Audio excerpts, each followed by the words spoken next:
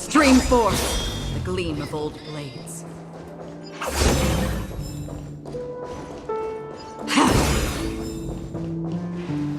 It's a pity you made it out of the sandpit alive. Sunday is just beyond this door. From my limited understanding, he's not someone easily handled. Are you prepared?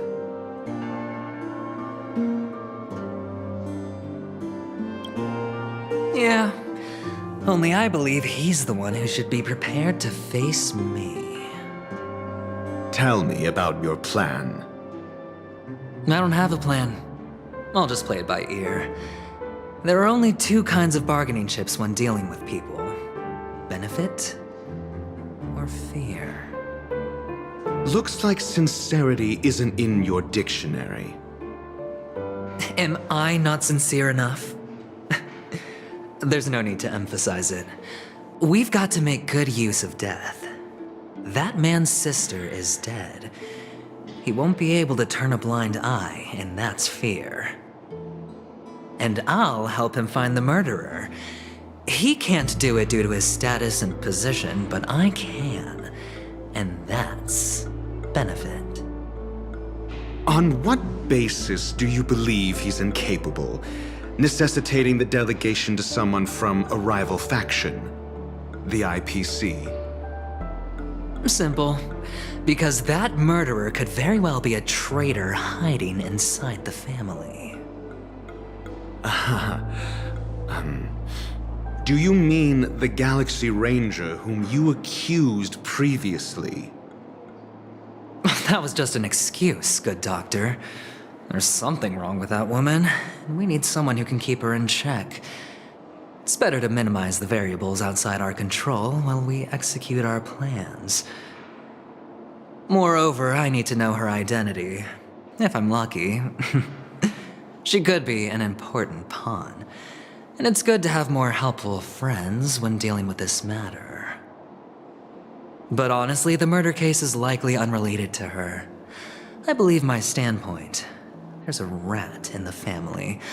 Otherwise, why would Mr. Sunday arrange a private meeting with us? This isn't an interrogation, but a secret negotiation. We'll see. Using Robin's death as a bargaining chip, I'll win back my freedom and power.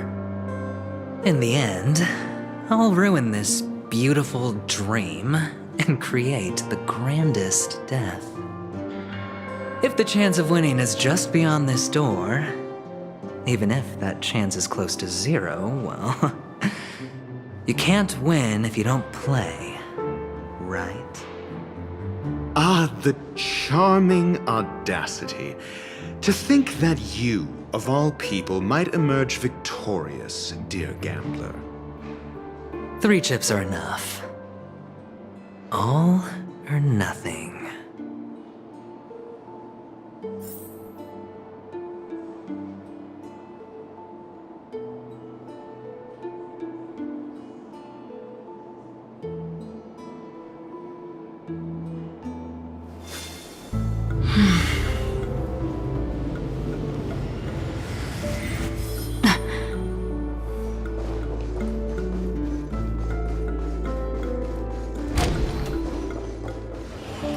It seems my puzzles are too effortless for you, IPC Ambassador.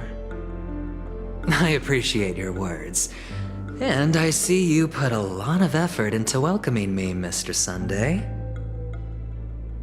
However, this is no way to greet a guest.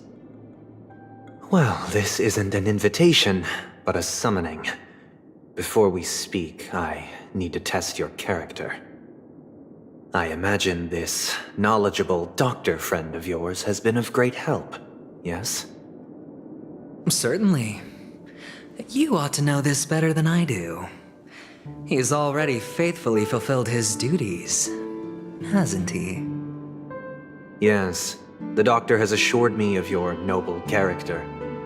He considers you, like himself, a virtuous person who can be trusted by the family. I have come to know you very well as a person, Mr. Aventurine. You're diligent, generous, and willing to cooperate.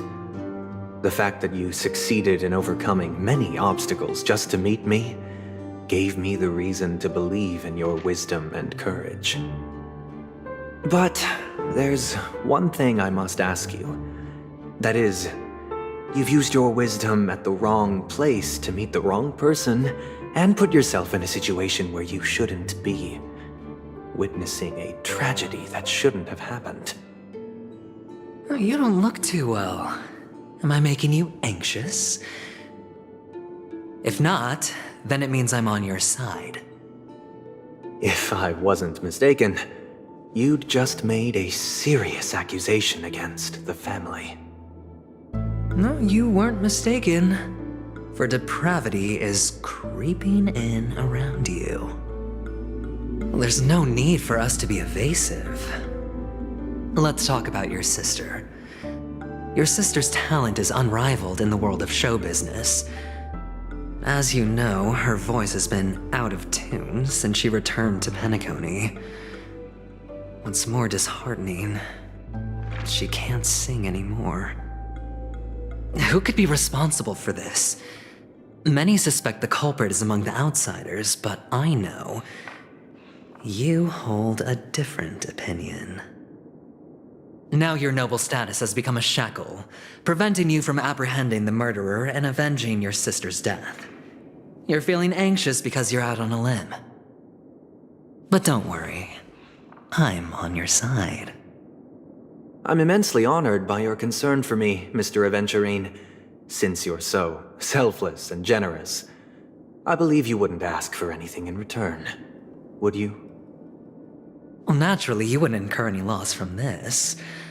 I just want to reclaim what is mine. My liberty and the personal items under the family's custody, the bag of gift money, and the box in which the cornerstone is stored. That's right. Cornerstone. I've heard it's a treasured asset of the Strategic Investment Department. A sacred stone that seals the Preservation Emanator, granting significant power, and every liquidation specialist holds one. For an object so precious, it probably comes at an even higher price than other forms of recompense. Well, I'm sure you're aware of the high level of risk I'll be undertaking to bring the truth to light. Mr. Aventurine, when you're out and about, do you always make adjustments to your appearance? Your tie should be on the center line. Your shirt must not protrude from your vest. Your trouser creases should be perfectly straight, and always aligned with the tips of your shoes. Of course. But I don't, because it's not appropriate to do so in public. You should make sure everything is presentable and in order before leaving the house. I'm not the kind that takes risks. The cornerstone must be in the custody of the family. No room for negotiation. Please, don't let me turn you down twice. Sure. The gift money is good enough. I suppose you wouldn't mind that. After all, a merchant can't function without a bargaining chip. You compromised quicker than I thought. Unfortunately, it's a gambler that needs a bargaining chip, not a merchant. I can give you your gift money, but before that, I want you to tell me.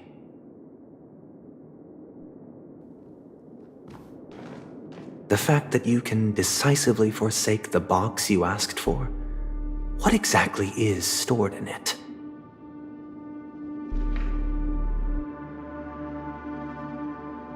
Oh, triple-faced soul, please sear his tongue and palms with a hot iron, so that he will not be able to fabricate lies and make false vows. What have you done? Under the light of the harmony, all wickedness is revealed. I implore them to shed their light, and I'll ask you questions on their behalf. Next, you have 113 seconds to prove your innocence and gain my trust. And if I refuse to answer? You can try, and we'll see if the Harmony rejects you. Question. Do you own a cornerstone? Yes. What a simple answer. You, too, understand that idle chatter leads only to poverty. Did you hand over the cornerstone to the family when you entered Penacony? Yes. Does the cornerstone you handed over to the family belong to you? Yes. Is your cornerstone in this room right now? Yes. Is your memory free from any kind of tampering or deletion, encompassing but not restricted to the techniques of the Garden of Recollection? Yes. Are you an Avgin from Sigonia? Yes. You even know about that? Do the Avgins have any ability to read, tamper with, or manipulate one's own or another's mind? No. Does it matter? Do you love your family more than yourself? Yes. All the Avgins were killed in a massacre. Am I right? No. Are you your clan's sole survivor?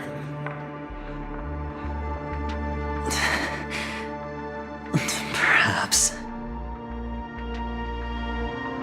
Do you hate and wish to destroy this world with your own hands?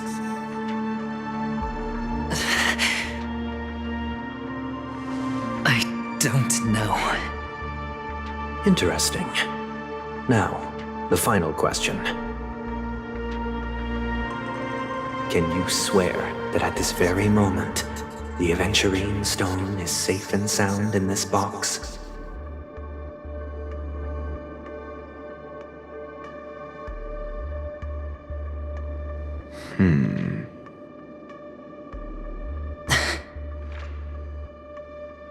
Of course. Looks like we can get an answer. Open it, Mr. Aventurine. It's your last chance to defend your honor.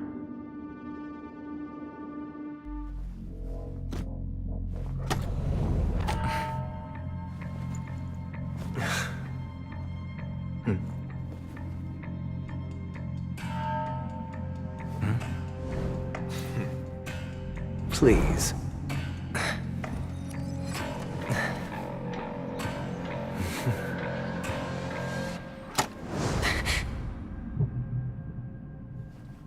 Are these what you're looking for?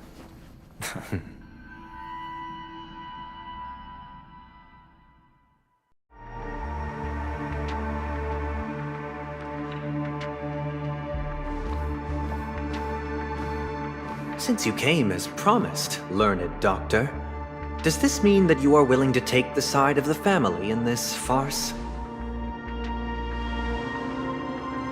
What makes you think you can convince me?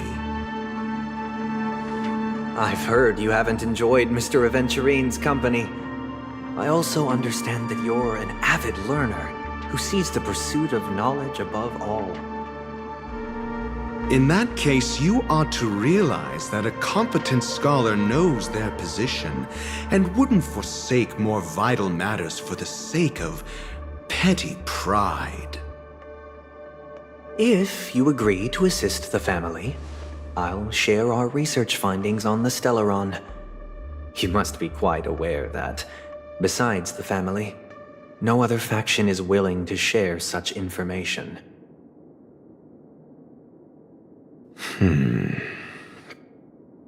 Cut to the chase. What do you need from me? I need Mr. Aventurine's comprehensive plan. Haven't you confiscated his cornerstone? You can't expect a featherless bird to take flight. But I've also heard the 10 elites in the Strategic Investment Department have united, progressing together in the interests of the IPC. You'll have to speak more clearly than that. The cornerstone, which Mr. Aventurine surrendered. Was it really his? You question whether he would entrust you with someone else's cornerstone. The 10 Stonehearts aren't as united as you think. Cornerstones are significantly more precious to them than their very own lives. But you know that he's a crazed gambler. The more vocal he is about it, the more cautious I must be. I never imagined someone would share his way of thinking. Honestly, you should see a shrink. Bring it. The box containing the cornerstone is unique, and only IPC senior staff and related members can access it. But I happen to be among them.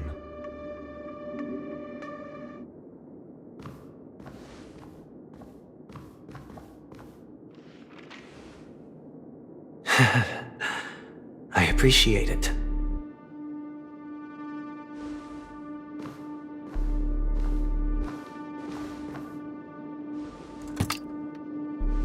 Unfortunately, your guess is correct.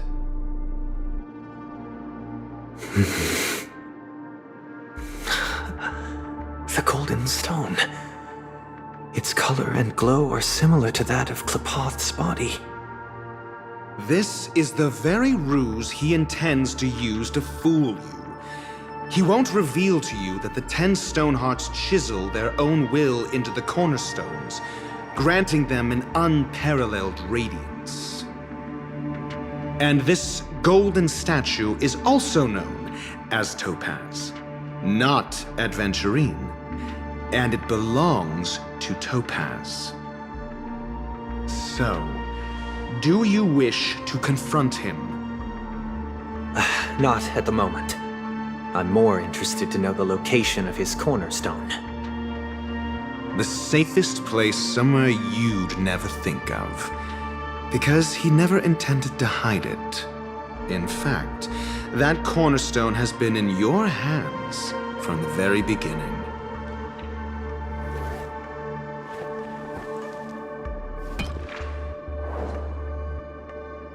I see. This bag.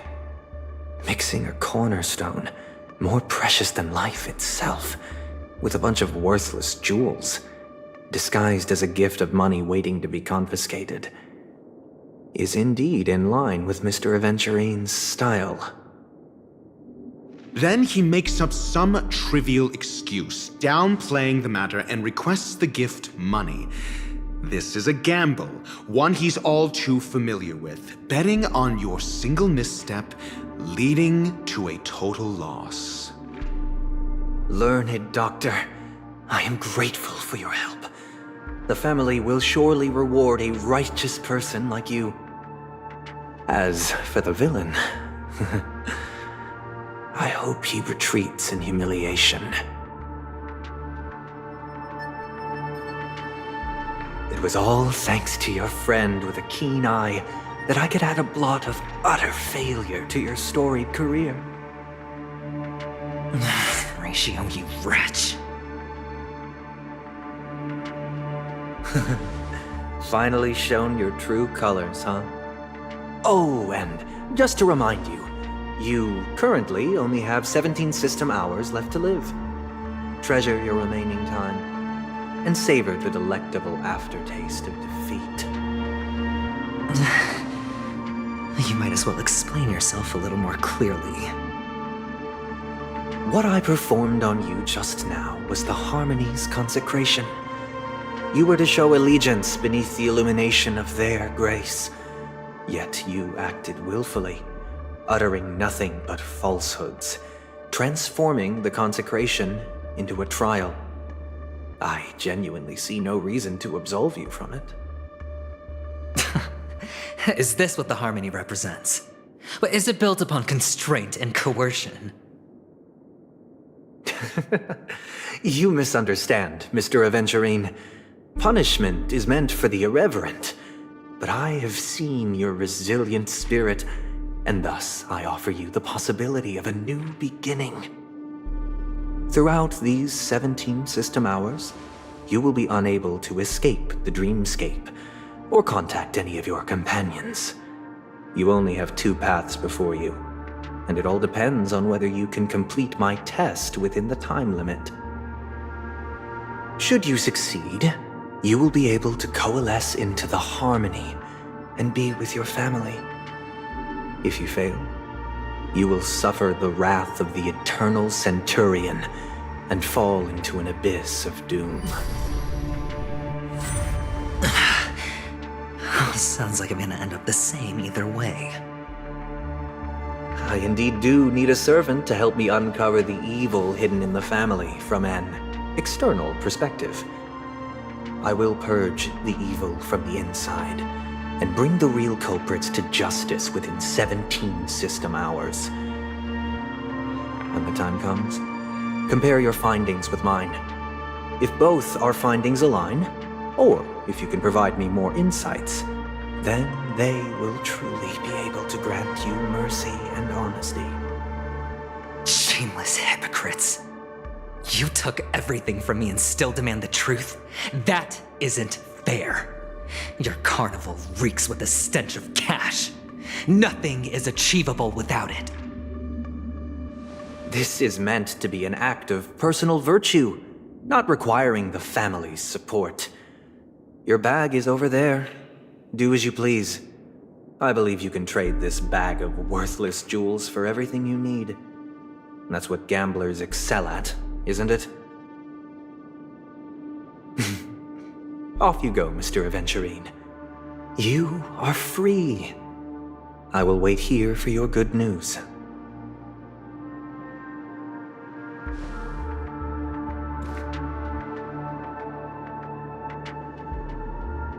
This meeting isn't an interrogation or a negotiation. It's an outright execution. Why would I do that, Mr. Aventurine? I'm just wondering what a passerby who stumbled upon a scene of a murder could have found out. That's all. By the way, before you go, I have a personal question. What is it now? Do you truly wish to bring about the destruction of this world?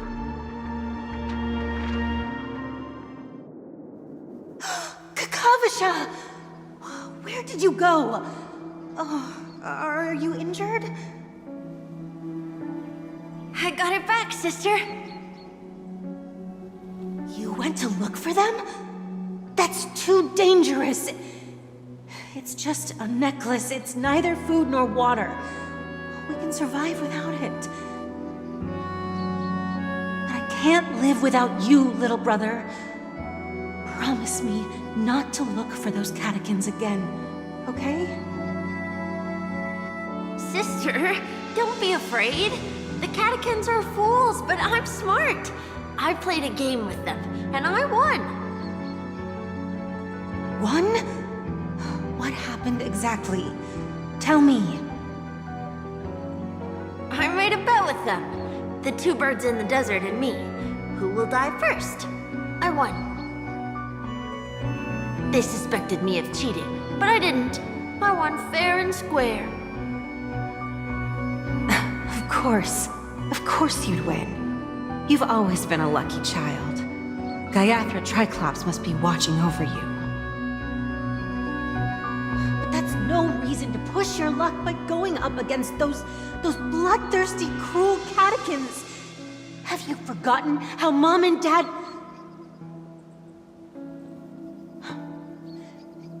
Look, this is just a necklace.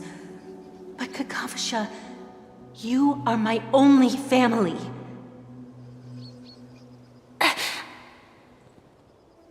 I'm sorry, sister. I thought you'd be happy. because Mom left you this necklace.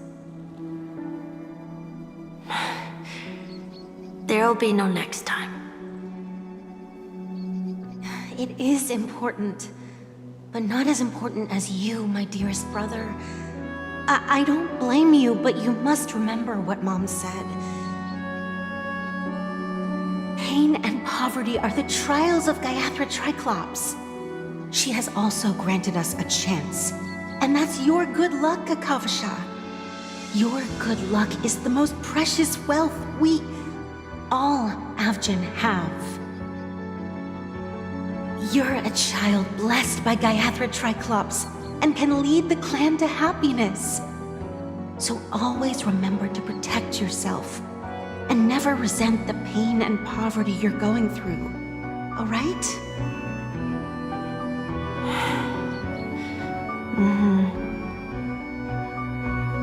Listen to me and swear to Gayatri Triclops. Okay. We'll swear to Gayatri Triclops to protect this wealth. But sister, if Gayatri Triclops was really watching over us, then why did she not protect Dad when he was swept away by the quicksand? After all, Dad went to the Catechins' land only to prepare for Gayatri Triclops' offerings. And where was Gayatri Triclops when Mom was shivering in our arms? Mom was still pleading for Gayatri Triclops' forgiveness under her breath until the moment she closed her eyes. Sister, everyone praises me for being smart, but I don't get it. If every rain pour was Gayatri Triclops' forgiveness and grace, then how bad were our sins? So much so that we were born in this world of death?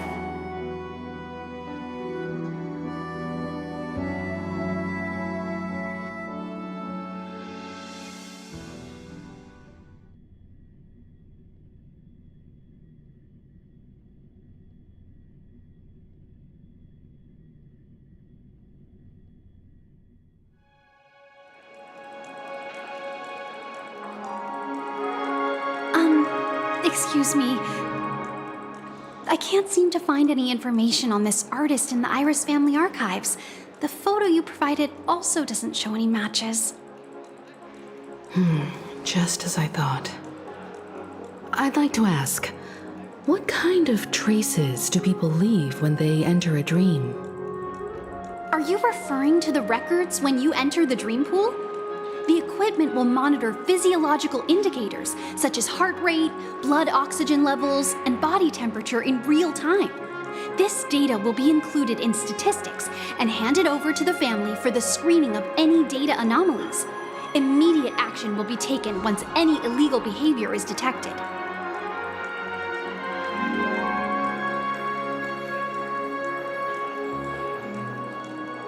I apologize. The hotel does not have access. This information is managed by the Bloodhound family. We can only gain access if there's a problem. Looks like nothing can be found here. At least we know who to look for next. We can ask the Bloodhound family for information. Thank you for your assistance, Miss Allie. By the way, is Miss Robin doing fine? We are looking forward to her performance. Fine? What does that mean? Is there something wrong with Miss Robin? The preparations for the Charmony Festival have been proceeding smoothly, so I guess things are pretty good. I believe she will be able to put on a spectacular show for all of you. I'm sure. Sure enough, no one knows about Miss Robin. I'm not surprised. But that Miss Firefly is truly mysterious. There's no information on her in the hotel system.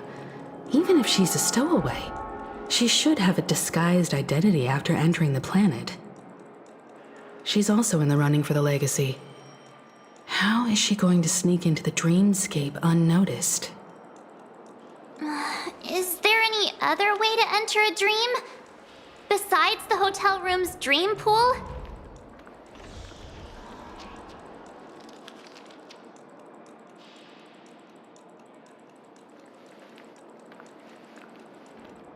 The Memo Keepers have abilities that are difficult for normal people to comprehend. In the memory zone of Penacony, they thrive effortlessly, a fact proven to us by Black Swan. The hacker girl from the Stellaron Hunters used extraordinary means to unlock the Dreamscape Hotel's seal. According to the scene witnessed by her, it is likely that they are behind Miss Firefly's case. The Garden of Recollection and the Stellaron Hunters. Both are possible, but what about the IPC? Since they want Penacony all for themselves, they're bound to have a plan. Who are you guys? The Bravo team has arrived at their designated position, ready to execute armed evacuation operation. Boss, get moving! Armed evacuation? Boss, are you drunk? What do you know? It's more efficient this way. Just don't let the director find out. Act first, report later. Understood? Help! Help me! I spent all my year-end bonus on the snowball! I don't want my name on the department's major disciplinary notice! Hey, check it out! That voice. Could it be the IPC workers from Bellabog? To all guests, the IPC will be conducting special operations within the hotel. Please follow the staff in charge of evacuation to the designated safe zones, or compulsory measures will be enforced. I'll request a beating for you lot! You've been told not to drink during work hours. Take him back to the hotel room.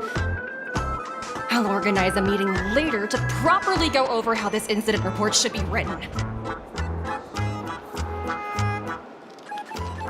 Miss Topaz? I never thought I'd run into you on Penacony. Long time no see, Astral Express crew. Aventurine has told me a lot about your happenings. Huh?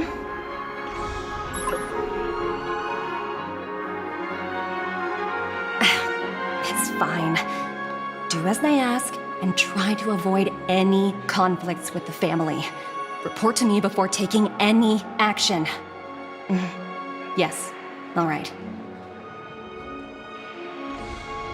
As you see, the IPC isn't very popular here on Penacony. Cordiality from the family is a mere facade. The former frontier prison has turned around and cuffed its shackles on the IPC staff now. Only Aventurine, who carries an invitation, is allowed to attend the banquet.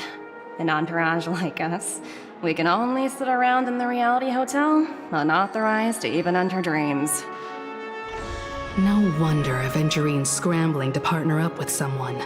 The IPC can't back him up in the dreamscape. His situation isn't optimistic, I hear. You're all helping to investigate some dirt on the family, are you not? Let me know if you need anything outside the dreamscape. The IPC always treats its partners well. Thank you, Miss Topaz. We're on our way to the Hounds to verify some intel. Perhaps you've had dealings with them? Yep. They're tailing us right now. Why not go and talk to them? It'll take the spotlight off me. Being constantly stared at is really uncomfortable.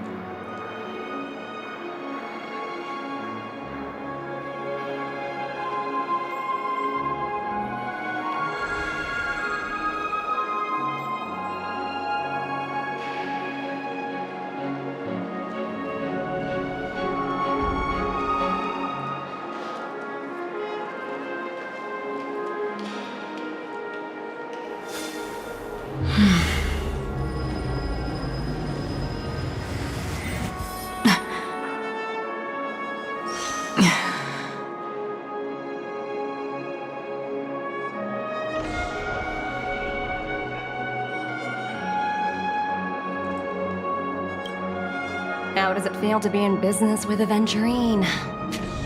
I bet you're not used to it. That's just his style. All or nothing is his mantra.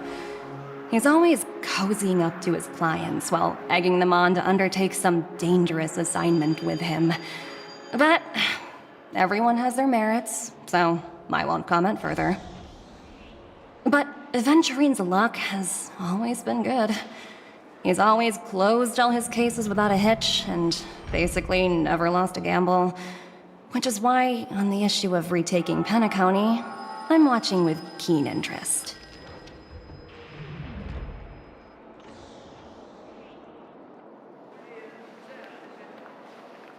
As for the 2 cases, apologies, but I don't have much info on them either.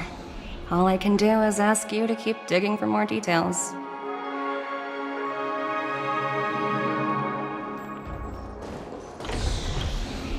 We're carrying out our captain's orders. What do you want? We made a mistake last time, and we're working hard to rectify it now. We don't have time for anything else. Surveilling the IPC executive Topaz, ensuring that she stays put at the Reverie Hotel during her time on Penacony. We've got the right one this time. So that's it. They were the pair who were after Firefly at the time.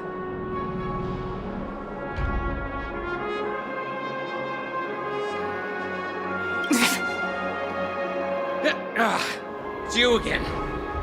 Back for more trouble? We're not afraid of you this time. Well, spit it out. Stop bothering us if you've nothing important. So you know each other. Why do you keep running into people you've beaten up before?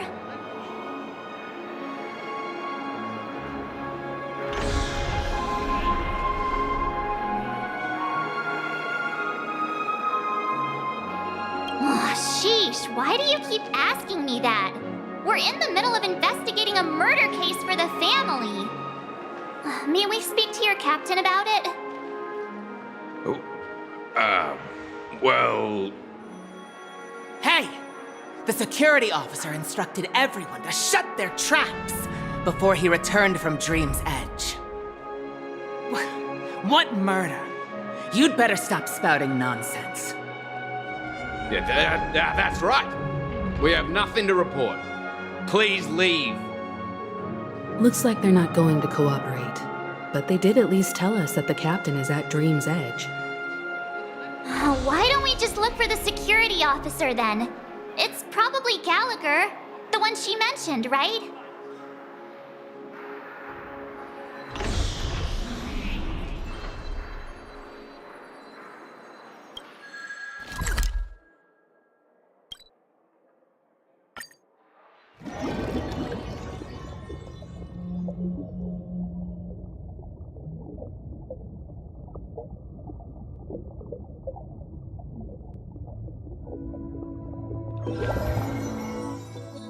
Such tight security. I bet they're stumped by the case as well. Gallagher.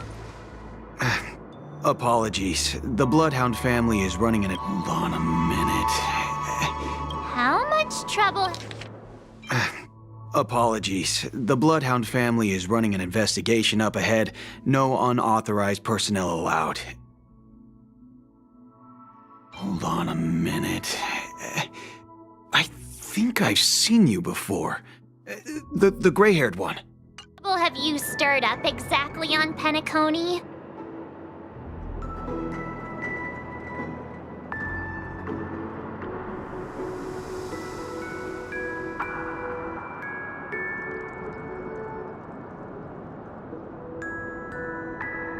Not possible.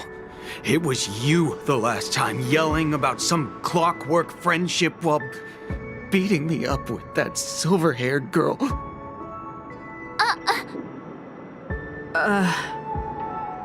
I'm not letting you get by this time. Please leave, or I'll have to get on my knees and beg you. Huh? What kind of heinous crime have you committed now? Hold on, sir. We have documents authorized by the family that would aid your investigation. If it wouldn't trouble you, could we see this Mr. Gallagher? Who exactly is this Gallagher you keep talking about? There's been a few people mentioning this name. Even the one with the gray hair. He didn't send you all here? It was the security officer who dispatched us. That's all I can divulge. He'll do. He's the one we've been looking for. Sorry, no can do. The boss said that since it's a matter of the family's reputation, no one's allowed through. Everyone, please leave. There's really no need for us to make things difficult for each other, right? We're really sorry for troubling you. Let's think of another way. Another way. That's it! Didn't they say something about that? What was it? Clockwork? That got this guy to change his mind. Can you perform it again? That, clocky magic.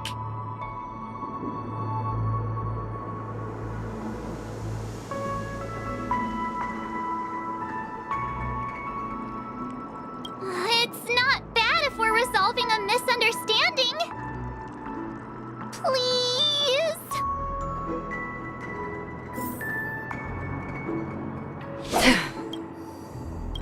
Sorry, no can do. The boss said that's everyone, please leave.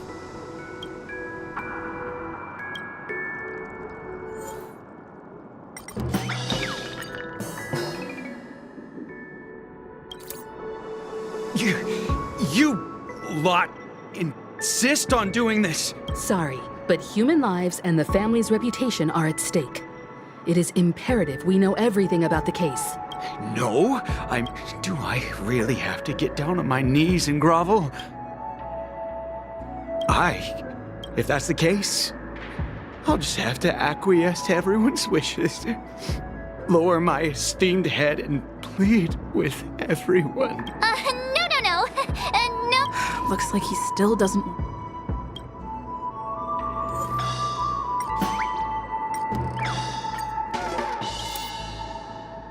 You punk! Why can't you understand the words that are coming out of my mouth? The security officer's word is absolute law. I've told you that place up ahead is off limits. To wind, to rain, even if the Dream Master was here, they aren't getting in. That's just a metaphor. A metaphor. Don't you get it? Oh, I'm warning you. If you keep insisting, I'm gonna have to show you my true power. Humans will never understand one another. Oh, great. Even if Klipoth were here, they wouldn't be able to protect him. There is no meaning to death and defiance. Why do you not understand? Sweet Dreams Troop, charge! Teach them a lesson they won't forget!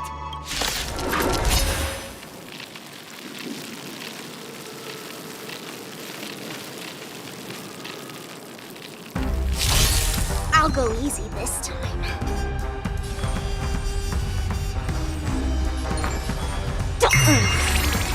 Another journey begins. Still waters of oblivion. You bully! Let me tend your wounds.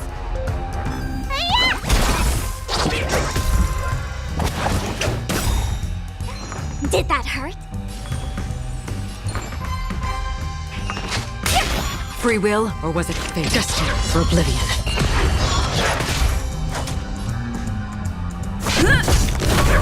Need a doctor?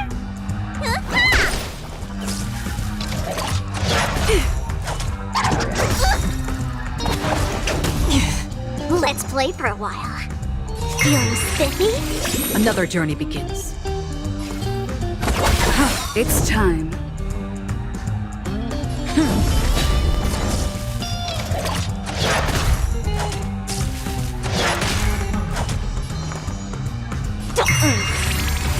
Free will, or was it fate? Still waters of oblivion.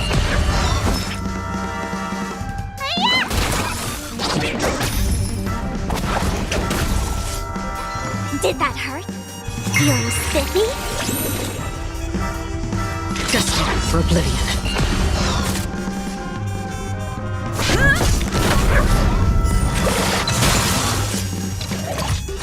Again?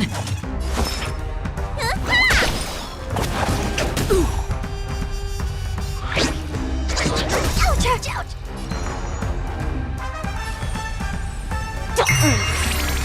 Another journey begins. On still waters of oblivion. I'm on guard.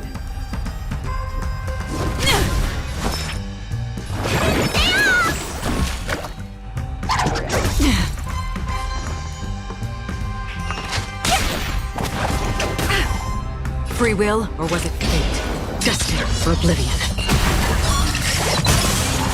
It's time. Feeling spiffy? Another journey begins.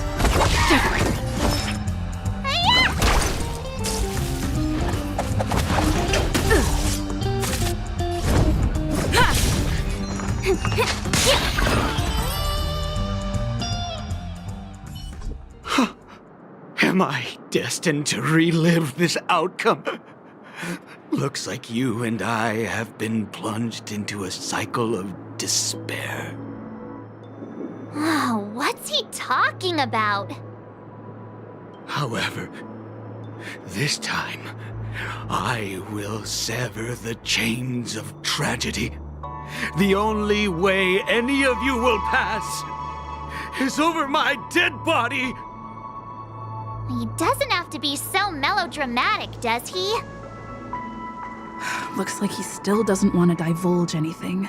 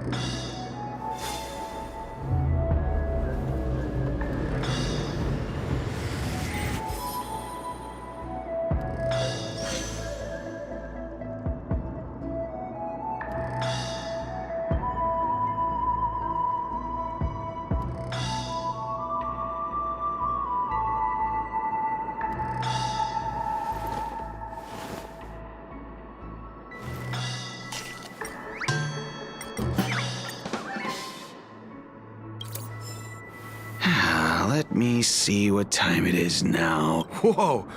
It's this time already! Time to clock out! And no one's gonna stop me. What? Huh? This clockwork trick of yours, it's kinda dangerous. At least he won't be getting in our way again. Let's go find that Gallagher and ask him the intricacies of the case. I was wondering what all the commotion was. Huh. Oh, it's you guys. Welcome. Since you made it here, what can I do for you? Hello, Mr. Gallagher, sir. Judging from your tone, it sounds like you were expecting us. Miss Himiko, you're too polite. There's no need to call me sir. Mr. Gallagher, you even know my name. Of course I do. You folks are from the legendary Astral Express and honorable guests of the Watchmaker. I had an encounter with this lady in the Golden Hour. I remember that little silver-haired girl was there too. I'm sorry for what happened to that kid.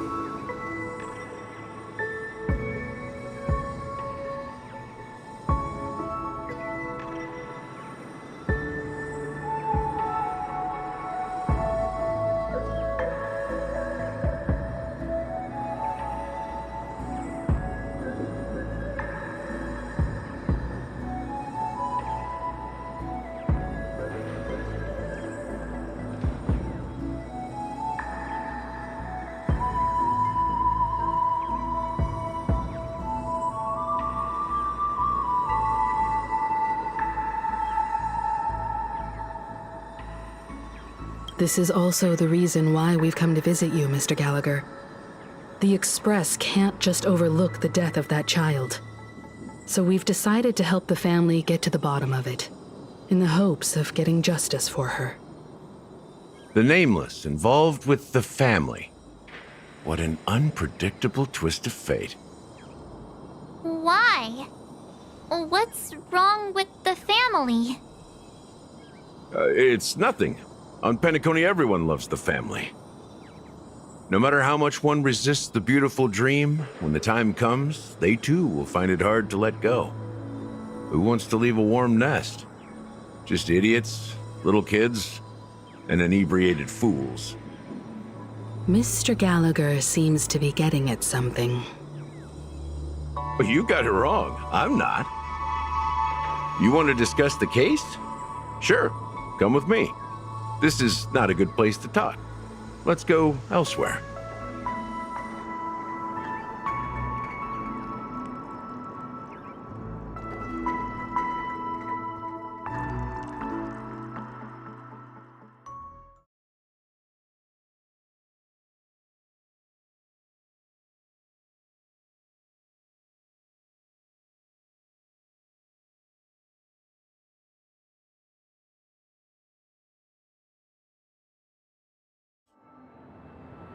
Even after that chilling tragedy, this dream is still running effortlessly.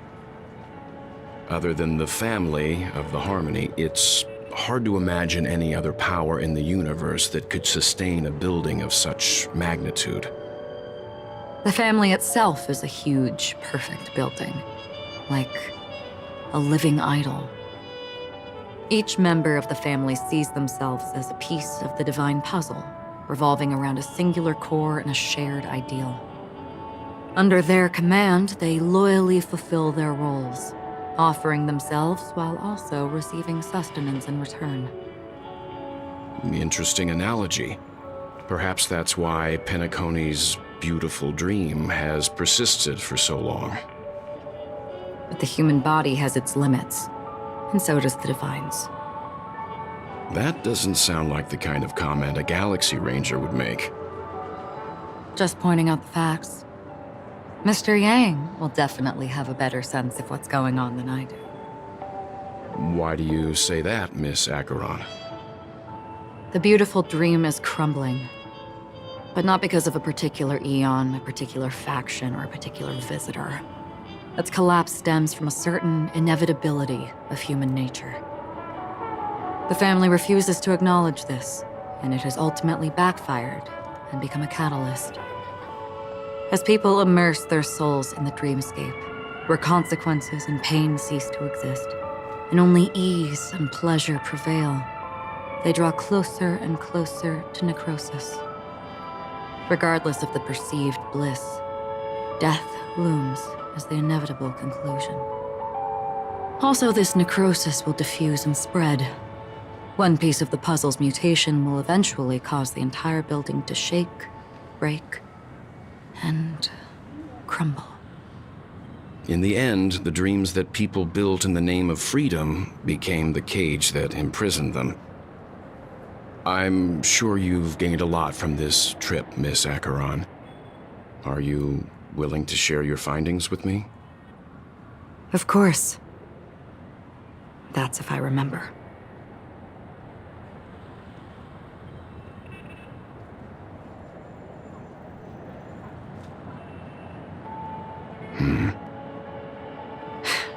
Don't mind me, it's just a habit. Owing to events in the past, I've become easily forgetful. It's only when this sword is unsheathed that those hazy memories start to become clearer. Take your time. That should do it. I vividly remember everything that occurred on Penacony. Ask away.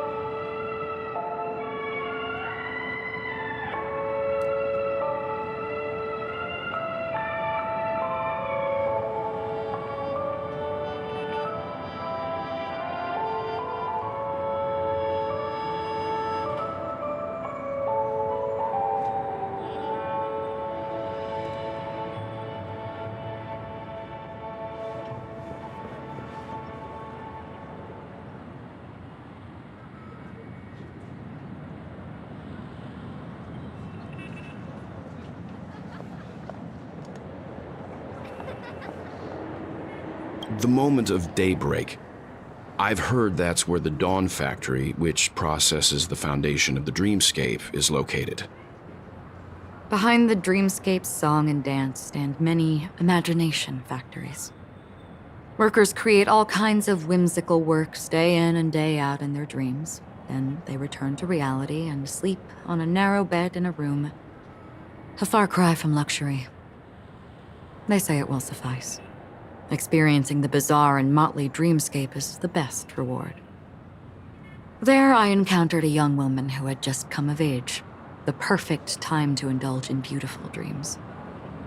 Her greatest wish was to one day move to the golden hour and see the magnificent garments she had woven with her own hands. For certain reasons, her wish was difficult to fulfill.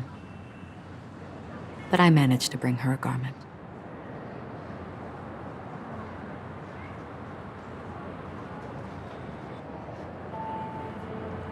Gilded Hour. It's said to be Penacony's currency center. Yes. It is a fortress-like financial city, the economic heart of the dreamscape.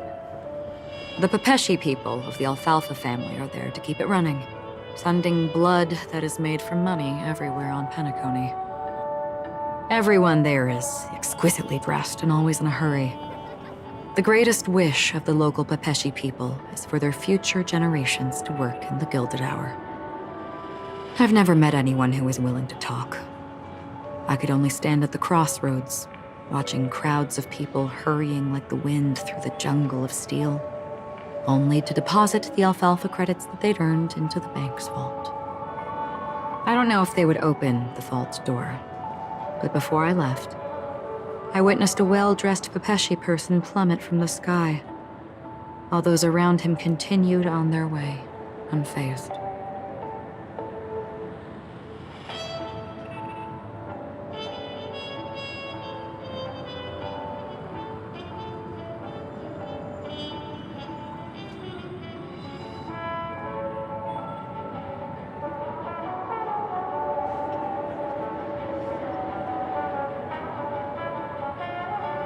I hear the Blue Hour is very romantic. Do you have any tales to share? Perhaps Mr. Yang has heard. There is a large boat called the Eventide, anchored along the Sea of Dreams, where soft music and dancing persist endlessly every night. I ran into a wizened lady there. She was at the dock, waiting for her long-departed lover to return, waiting for countless hours within time that stood still. In the humid sea breeze, she spoke of her own youth. Like many who desired wealth and love, they came to Penacony to pursue their dreams. Alas, her lover's consciousness was lost in the dark depths of the Sea of Dreams. Finally, she suggested we continue our conversation on a boat in the shallows. I agreed and boarded the boat with her. But she never said anything. Her eyes absent-mindedly gazing at the horizon for what seemed like forever. Finally, we retreated to the beach. The dreamscape of chic, luxury, and consumerism, the moment of dusk. My companions have been there too. Then you all must have seen those who are attempting to realize their dreams. Or have realized them. Scattering money as if it were dust and betting it on all or nothing. Everything has a price, and everything can be bought or sold. Even dreams themselves. I saw an Intellitron there, who was preparing to auction himself. When someone wins a bid under stipulated periods and rules, he would do the buyer's every bidding, becoming that person's very possession. That Intellitron had been auctioned off 12 times, and I participated in his 13th. That was the grandest banquet I had ever attended. But never again did anyone cast another glance at him. This time around, there were no successful bids for him. This is what I've seen and heard along the way. Someone once said to me, Penacony wasn't like this a long time ago. Nor should it be. I've traveled through the reality and dreamscape of the planet of festivities. Watched the tides of night rise and fall when time stopped for people. Where the spirits of the rich and impoverished remain forever fixed on their own scales. This is why I think the collapse of the beautiful dream is inevitable. There might be a way to change everything. Perhaps. But if this is indeed the world that people desire, if this is precisely why life chooses to slumber, should we still seek to change it?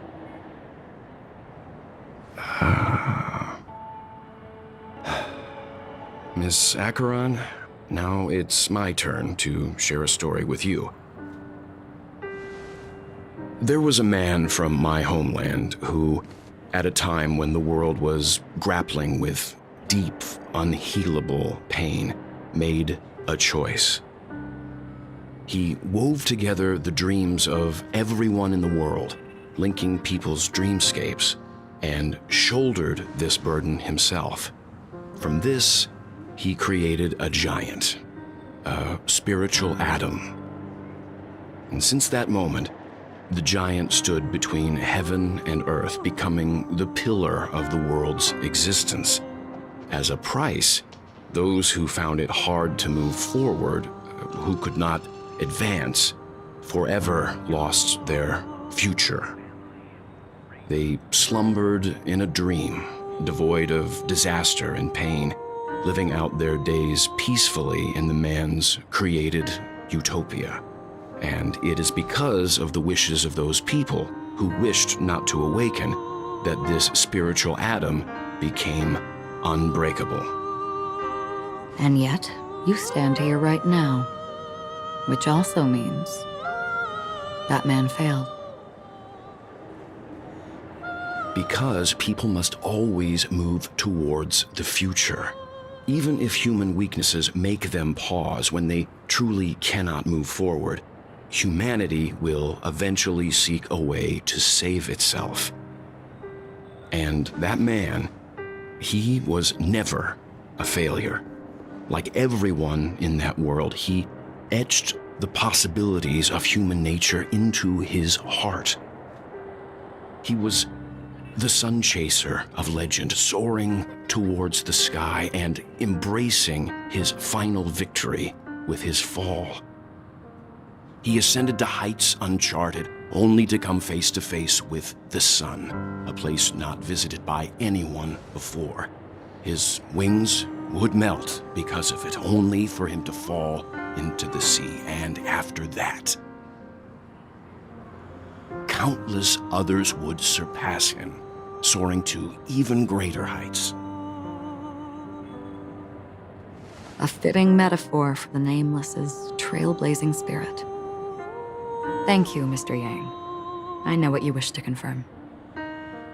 The universe has innumerable similar, yet different worlds. In these worlds, there are innumerable people who look alike, yet don't. I too have embarked on journeys, encountering old friends with familiar faces on different worlds, witnessing their destinies follow paths similar to mine. So I will tell you, even if not completely similar, the story you just told, it overlaps with my past, and within that abyssal dream, I ended that man's life. Alone.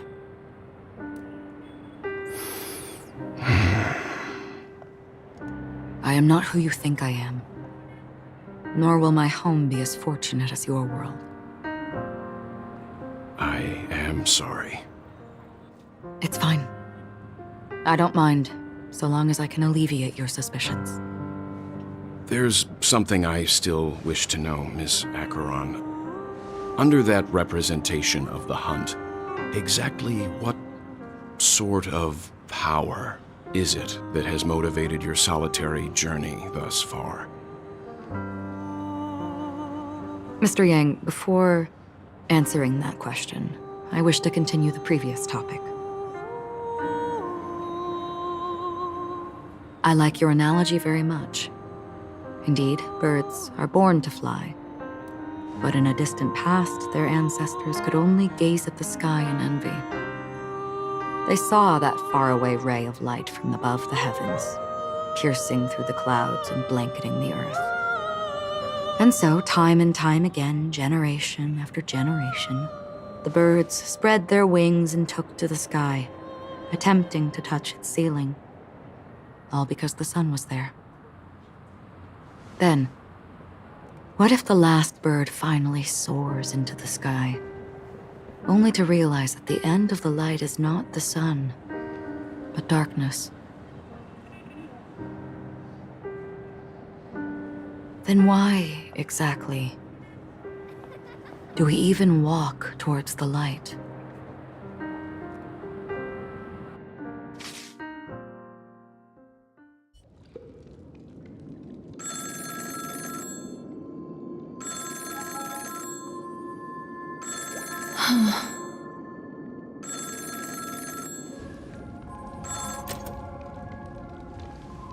Long time no see. Having fun on Penacony? Acheron? This voice, it's not Constance. Could it be her companion? Though I don't know exactly what you are, or what you're up to, my bullets will find you. Until then, you best find a casket store on Penacony and ask the owner to reserve a good quality casket for you, imposter. Imposter? I see. She gave my whereabouts to someone who's tracking Acheron too. Who are you? Huh? Did I make a mistake? Who the heck are you? I'm the Garden of Recollection's memo keeper. Not bad. This is the kind of tough challenge I like. You that imposter's bodyguard? Never mind. It's fine. I'll leave a round for you. So get that forehead clean and wait for me. I don't know what you're talking about, but you know Acheron, the Galaxy Ranger, yes? I have something to ask you. Are you asking me to write your will? Sure. Go ahead. Not quite. I only want to ask, how exactly did she become a Galaxy Ranger? She's clearly not a pathstrider of the Hunt, but you are, aren't you? Tell me, what's Acheron's deal? Sure. Heck, never thought I'd come across an ally. What a stroke of luck. Well, I'll be on Penacony soon. Memo keeper, go buy a bottle of Asdana's white oak and warm it up, and I'll raise a glass to you. That lady's passed. Well, nobody knows. But if all you want is a simple answer, sure, you best get a chair and take a seat. That woman, named Acheron, is an emanator who should not exist.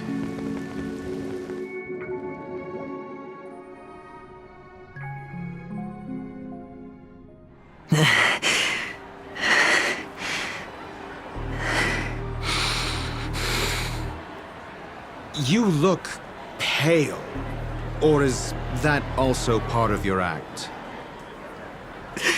I didn't think you'd have the nerve to show yourself. I thought this was exactly what you wanted.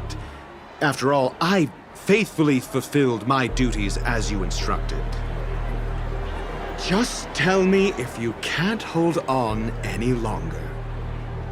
So, The genius of the Council of Mundanites wants to be my Undertaker now. My, what an honor. Yes, and I'm pretty sure the people at the Strategic Investment Department would love to be notified of your death in due time. But let's not forget, you won't be seeing them, because I'm the manager of this task. Great. Then tell your people that Aventurine is ready to go in 17 system hours. Oh, you've got a lot of nerve. How exactly do you plan on completing your task while your hands are tied by the Harmony? My conversation with Sunday convinced me that there's a traitor in the family, and that they hold the secrets of Penacony. So, I took the opportunity to set everything in motion. I even managed to recover the gift money. Things haven't gone this smoothly since I walked through the doors of the Reverie. Now I'm only one step away from victory. Let's just wait and see. Sounds like a very elaborate way of saying that you failed. That's all I can say. Have you forgotten, Doctor? You betrayed me. Go. Do what you must. I look forward to the sight of the IPC fleet surrounding Penacony. You've achieved what you desired, haven't you? That's true, but what's your plan? Did you conceal an orbital support beacon in that gift money bag? Well, who knows? Maybe that's why I'm handing out cash even when I'm about to bite the dust. You are indeed a gambler. An insane one at that. Well, maybe I am.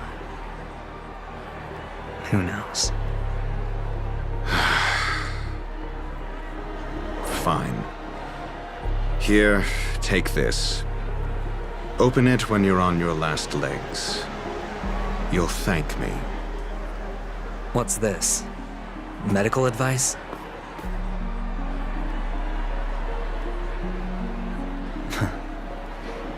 You catch on pretty fast, Doctor.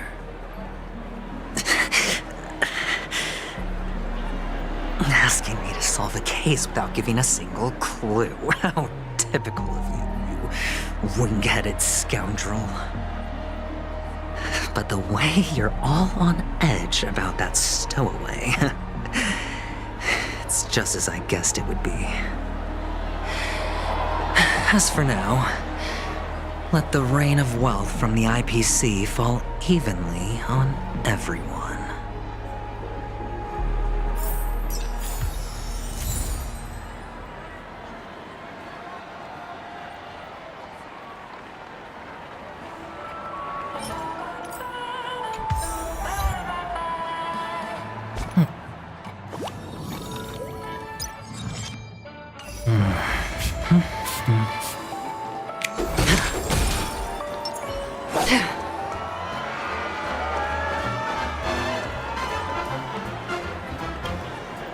Would you be willing to support my performance?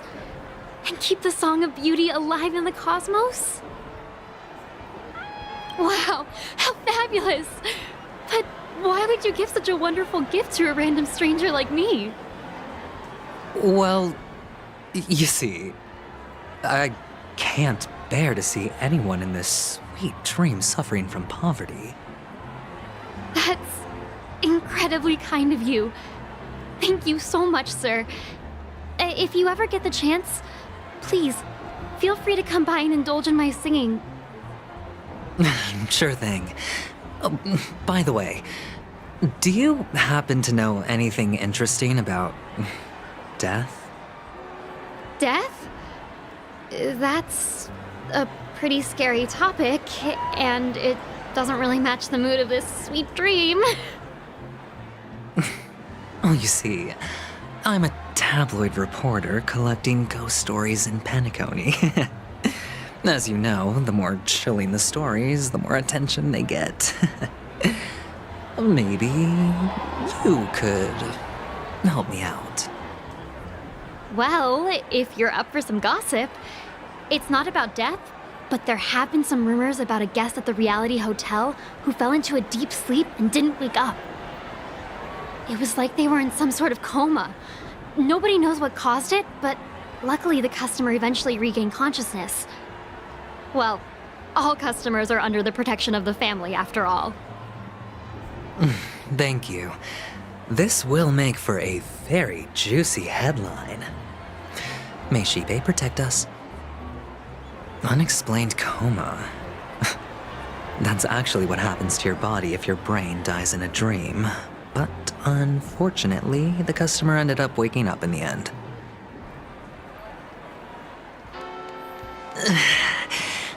I can feel something inside my head. Is the harmony starting to kick in?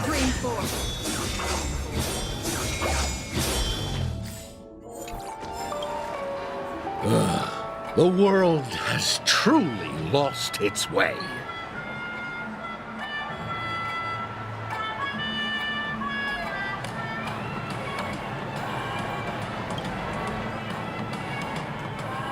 You... Wait. I get it now. This is some sort of prank show, right? You must have some cameras set up around here to film yourself doing good deeds, right?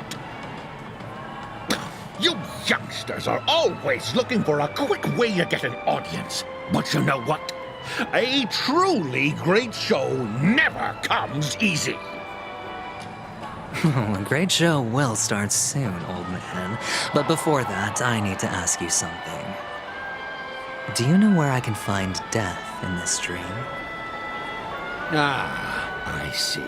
Another fearless youngster looking for death, huh? Well, let me give you a piece of advice. Don't think you're the first one who's ever thought of that idea.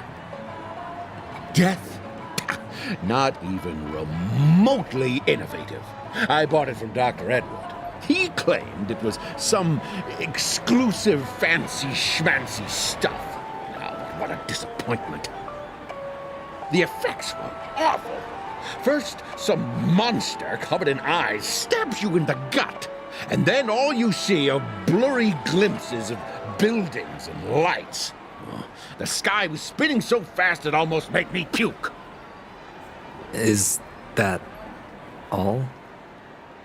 Yeah, what else can you expect? Don't put too much stock in the Penacony movie industry. They even call this junk groundbreaking art. Can you believe it? What a joke. Well, I'll leave you be then. I hope you have a wonderful day. A monster covered in eyes. That sounds like the Memory Zone meme. But buildings and lights... I don't think those have anything to do with death.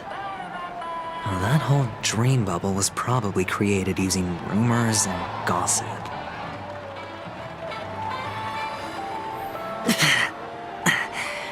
The disturbing voice in my head.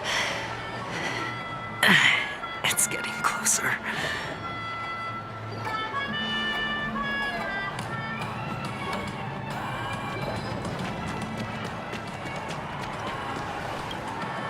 A sip of liquor, a blissful reprieve, to drown 1,000 sorrows, let worries leave. I know I have what it takes to become a poet.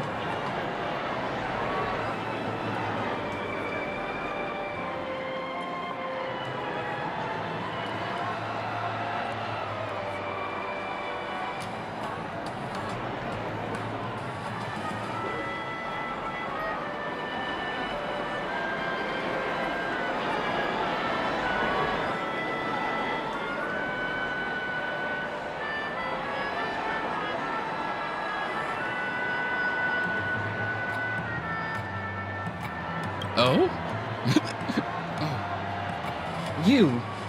You're giving these gems to me? Didn't expect to meet such a generous soul in this place.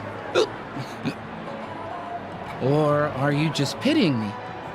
Well, it really doesn't matter. As long as I have Soulglad, that's enough. This is just a dream after all. You really shouldn't drink so much Soulglad, my friend.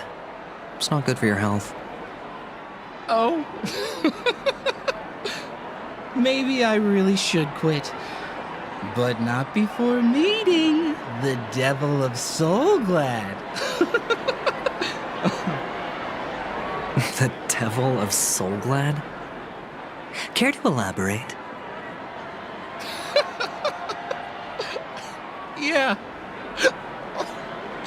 It's a seahorse with a long neck. They say it loves to appear to drunk people, especially the ones who are passed out on the side of the road. How funny.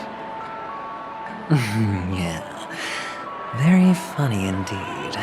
Thank you.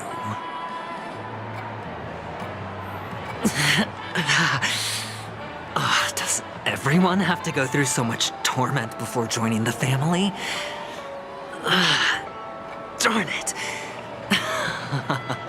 Now I just want to dig out my brain and use it as evidence. Take care, my friend. If you ever find yourself in danger, remember that the hounds are always ready to help.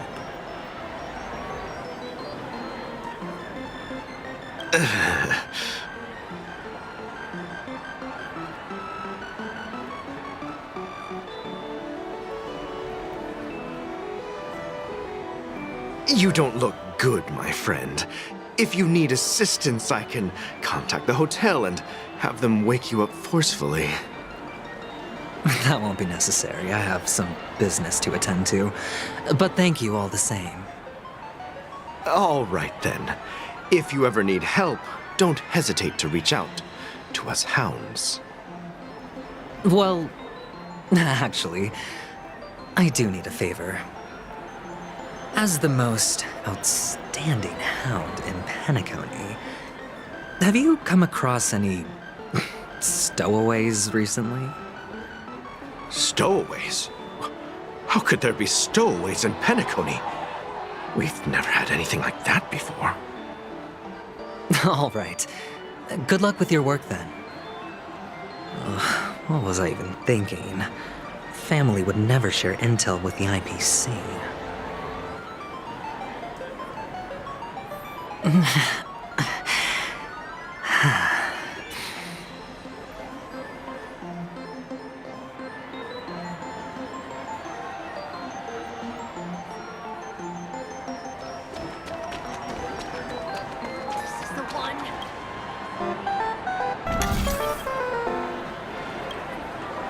You want to talk to me? Sure, but nothing too sensitive, okay? Huh. Wealthy people have fancy ways to enjoy this dream. But to be honest, I've never seen anyone who gives out money to others like you. So, are you trying to be the prince from the tale, handing out his gold leaf garment and melting his lead heart in the fire? I'm flattered. I'm no prince, and I just thought these gems would help you speak.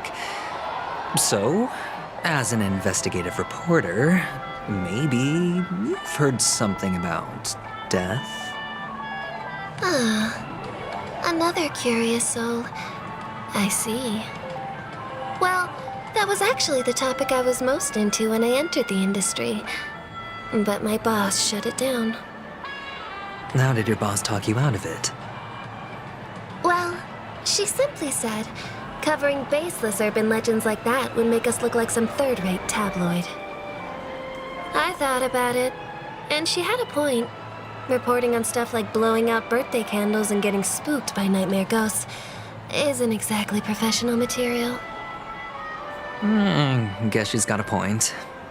Thank you for sharing.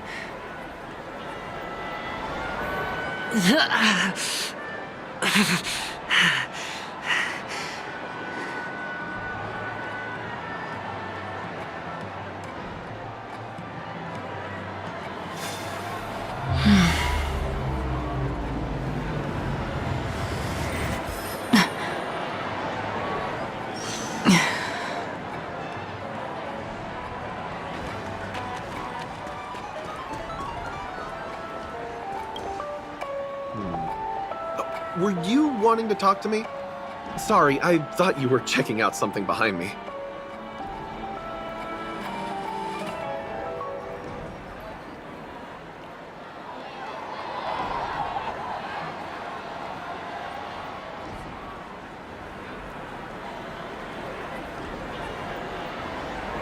Is this a gift?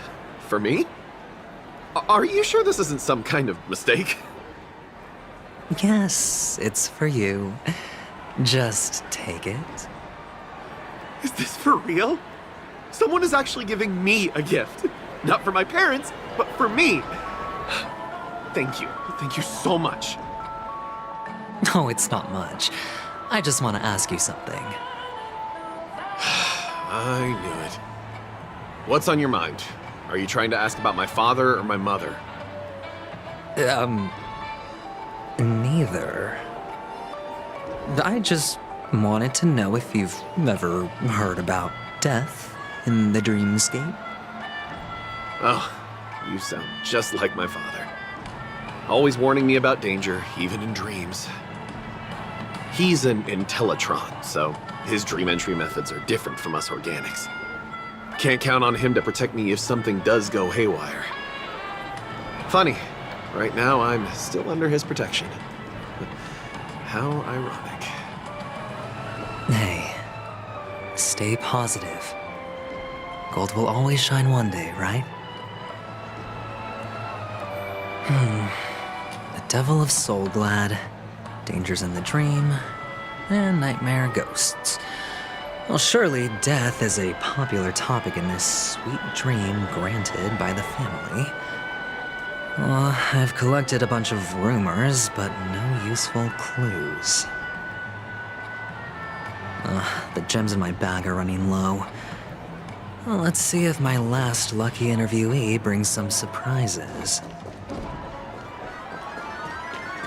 The one. Stream 4.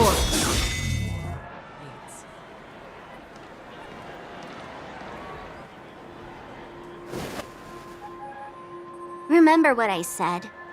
You Sigonians are better off hiding in the sewers.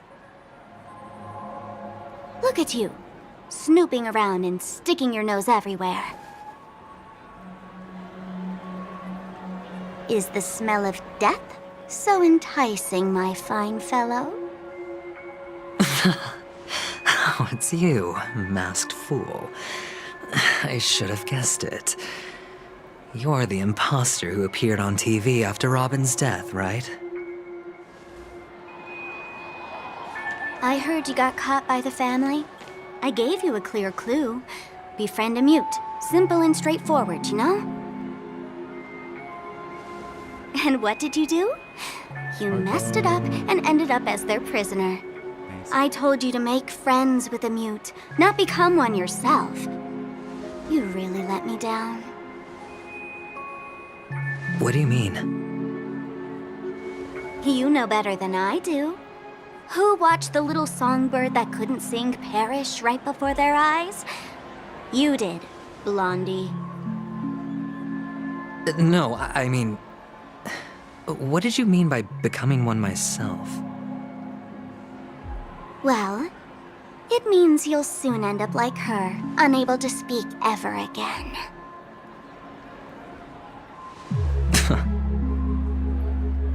But it's a good thing if you ask me, because... Because I'm getting closer to the truth, right? Oh? Why else do you think I'm handing out cheap trinkets all over the streets, fool?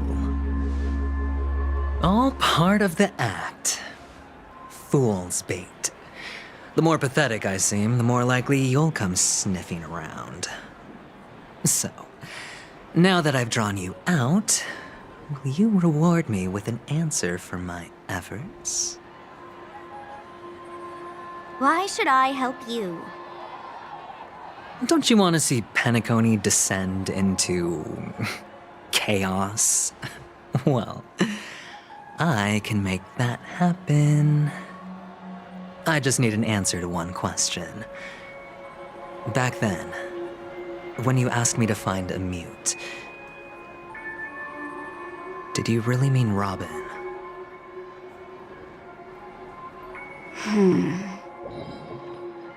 And what if I say no? Then I'll thank you.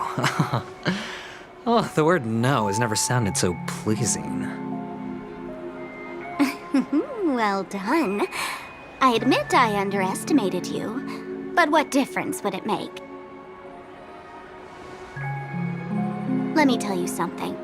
There were 2 mutes, but one is dead now, and the other, though he's still in Penacony, I'm afraid you'll never find him again.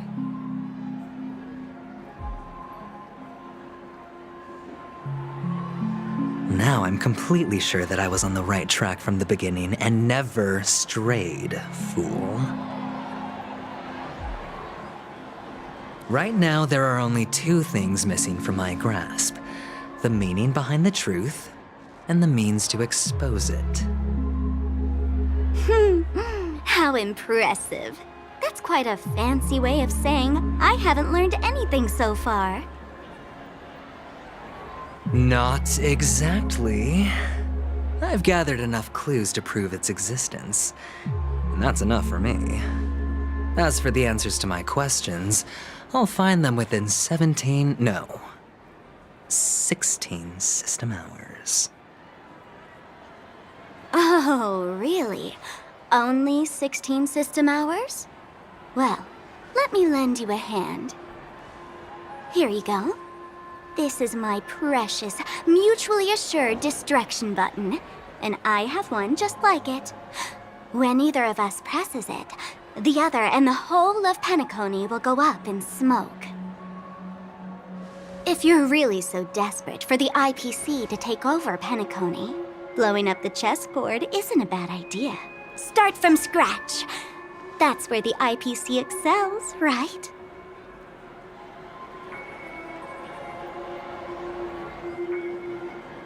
Just press the button when you're at your wit's end. And of course, feel free to reach out to me for my hospice care, too. Oh, a deadly button, huh? Well, I guess the family didn't take your threat seriously at all. Otherwise, how on earth did you manage to bring it in here? I have my own ways. That's all you need to know. Well, I'm afraid I'll have to decline your offer. Who knows if your little gadget will actually work. By the way, I have no plans to search for the other mute friend you speak of, but it's good to hear that he's still here in Penacony. I'll handle the rest myself. I'll orchestrate a grand finale for the downfall of the family. And at the climax, the walls will crumble, people will wake up, and those who couldn't speak will find their voices again. When that time comes, go ahead, press the button, light up the sky with a magnificent fireworks display for me. Catch you later, fool. You're still talking big, but sure, if that happens, I'll stay true to my word. Just don't let me down now, okay?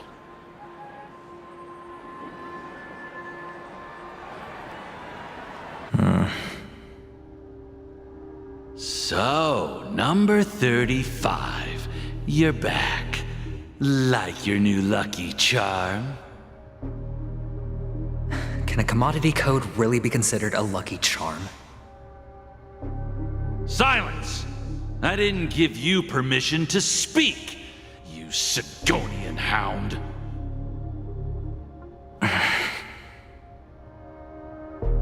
The guys in black didn't say much, so I've no idea what you did to save your skin in that massacre back in the day. But I figured you must have had good luck, so I bought you. From now on, you and your good luck are my assets. Are we clear?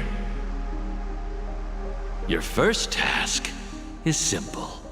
In addition to you, I've purchased 34 other slaves. Go and play a game with them. You came out alive after 2 days. It proves that you are the real deal. You're insane.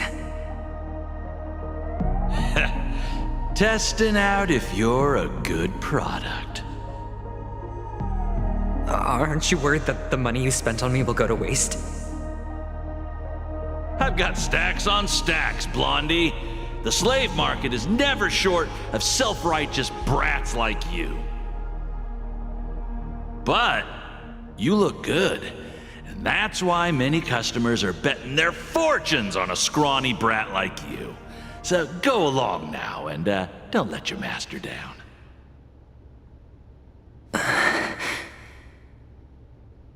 How much did you spend? What? My price. How much did you pay for me? Huh. You really want to know? Well, it was 60 tanba. No more, no less.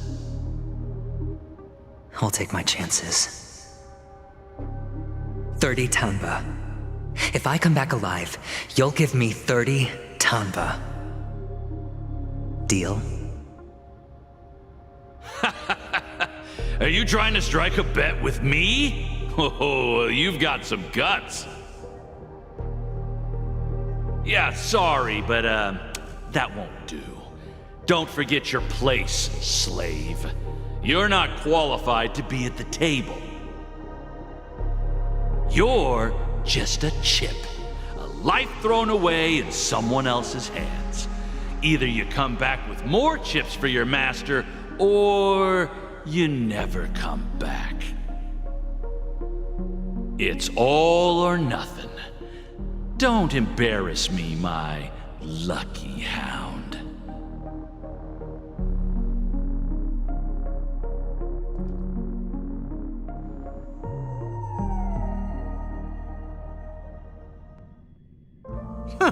What brings you here, Gallagher? Some friends from the old days. Do you have a moment to spare, Siobhan? Oh, I have the whole day to spare. Ladies and gentlemen, welcome to Dream Jolt Hostelry. This bar offers a wide variety of drinks, but we draw the line at Soulglad. Why settle for ordinary when you can experience extraordinary? We're dedicated to serving up nothing but pure joy and laughter. What would you like to drink? I'll whip it up for you. Oh, look! A lady as cool as Serval!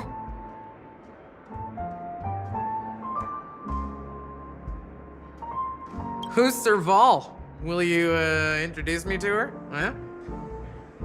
Oops. She's heard us. Just spare them, my esteemed bartender. I'll take over the bar today. I'm getting up there in age, and I need some practice before I forget the skills that used to put food on my table. Where did you stash the ingredients? They're all under the counter. Since our guests have traveled from afar, shouldn't you whip up some special drinks? That's exactly what I had in mind. Hey, my friends, do me a favor. Go around the bar and bring me any ingredients you fancy. The discussion might take quite some time, so I'll prepare some customized, non-alcoholic drinks for you. In the bar? But aren't all the ingredients right there on the counter? Why, we're in a dream, my lovely lady. You can help yourself to anything if you wish for it. Comfort, hunger, confusion, or even boredom. It's all within reach, right at your fingertips. Oh, did you hear that? She just called me my lovely lady. Even in reality, mixing drinks is more than just throwing ingredients together. A bartender needs to capture the bar's atmosphere, master technique, and spin a tale of mystery and anticipation. Only then can a perfect drink crafted with a customer's life story be created. In other words, what you get from your drink is down to luck. So don't overthink it. Indecisiveness has no place when it comes to enjoyment.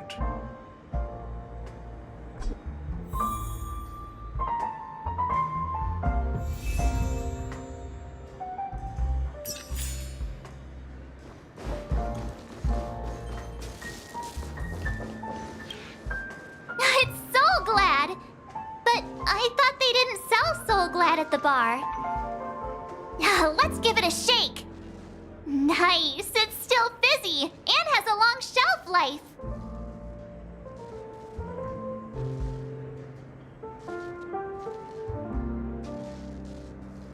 Uh-huh.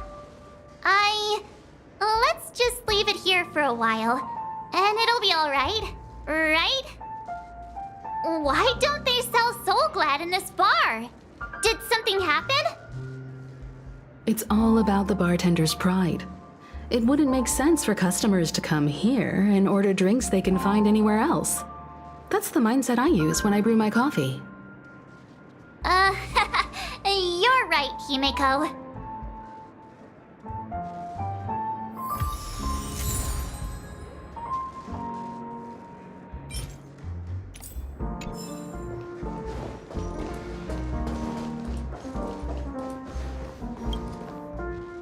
Hey, look at all these chips scattered everywhere. A few days ago, an actor from the Iris family came. Caused a ruckus with Siobhan. Those chips must have gotten scattered during all the chaos. Nah, it turned out to be a landslide victory.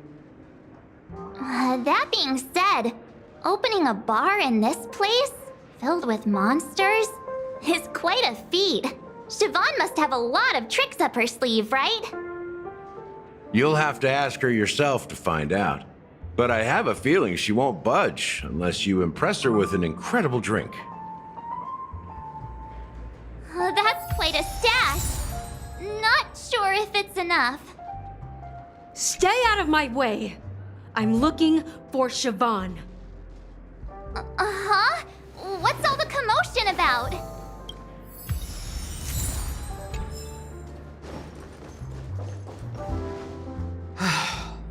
Haven't I made myself clear enough, Miss Amiki? The Dream Jolt Hostelry only welcomes guests who want to enjoy a drink to their heart's content. I'm sorry, but I'm not interested in your proposal. But you have the talent. You'll attract a huge audience. You're destined for the Iris stage, not for this rundown shack. Come with me. We'll become the talk of Penacony, a shining light into every corner of the dreamscape. Please, Siobhan, I really need you. As you see, I'm entertaining my guests. Don't make me repeat myself. Fine. If you don't come along, I'll just sit here and not go anywhere else. Give me a sparkling drink. Sweet. With extra ice. Just one moment. What's her deal? We can't discuss the case with other people hanging around the bar. Hey, can you do that clockwork trick of yours again?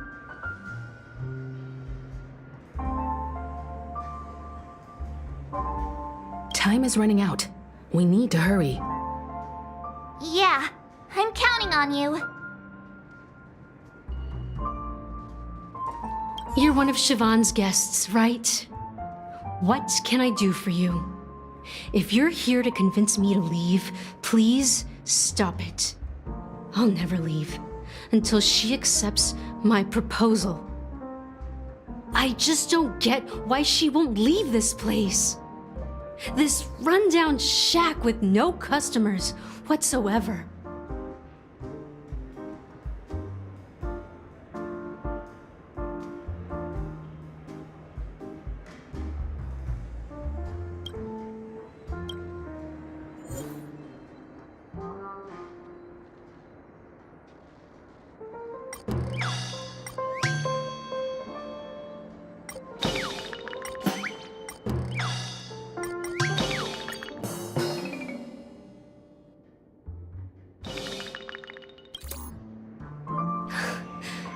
It's ridiculous, right?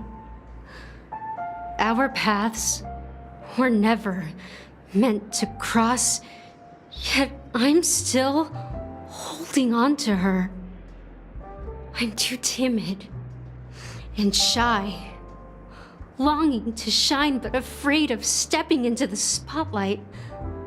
I need her guidance because I'll never be able to do anything alone. You don't know Siobhan's past, and you have no clue how radiant she used to be. Even among the talented Iris family, her skill was unmatched. I know she probably thinks I'm just trying to ride her fame to get ahead. But all I want is for her to reclaim her place.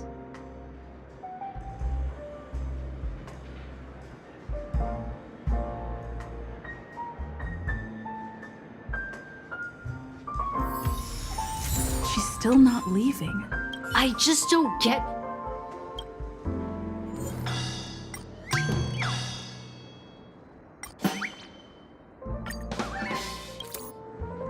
I've seen it. The moment when Siobhan and I share the stage. The crowd is going wild, applause crashing like waves, the aroma of irises fills the air.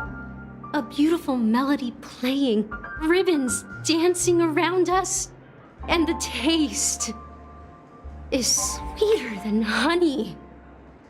I've seen that scene countless times in my dreams, and every time it mesmerizes me. That's why I have to bring her back to that world, no matter what it takes.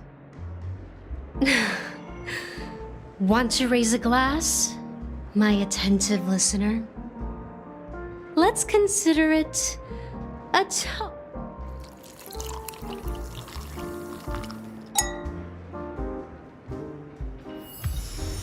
She's still not leaving. I just don't...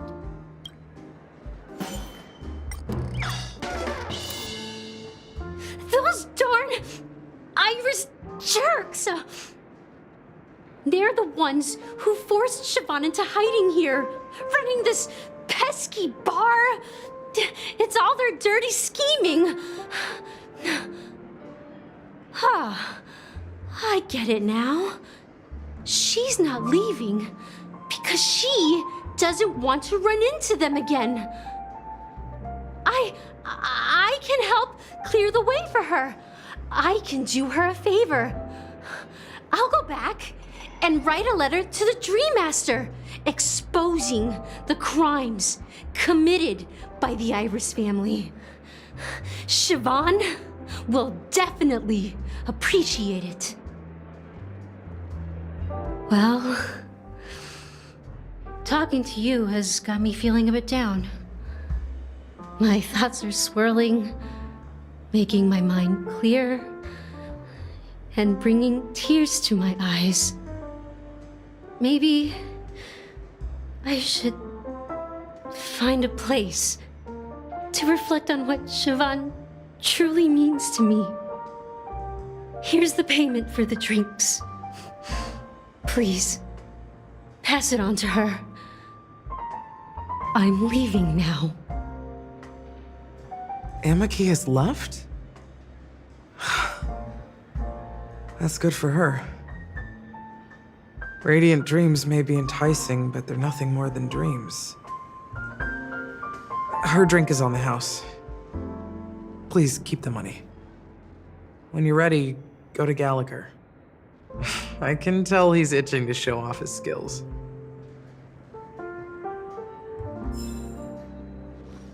That being said, mixing a drink is way simpler than you'd imagine. Just pick your favorite ingredients, toss them in a glass, mix it up, and it's done. So go ahead, explore the bar, and bring me any ingredients you prefer. Nice work. You found some interesting ingredients there. Now, take your pick. Each drink has its own unique flavor, and the base ingredient sets the tone for the initial taste and the lingering aftertaste. So, which one would you like to use as the base?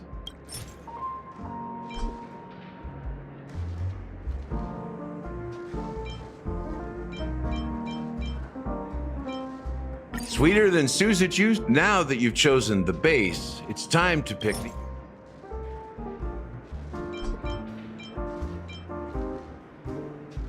the taste is not very intense, yet evocative. After those despicables sent Mikhail away, I found myself... Mikhail. Almost there. Let's pick a decoration. Which style do you prefer? Anything you need, I've got it.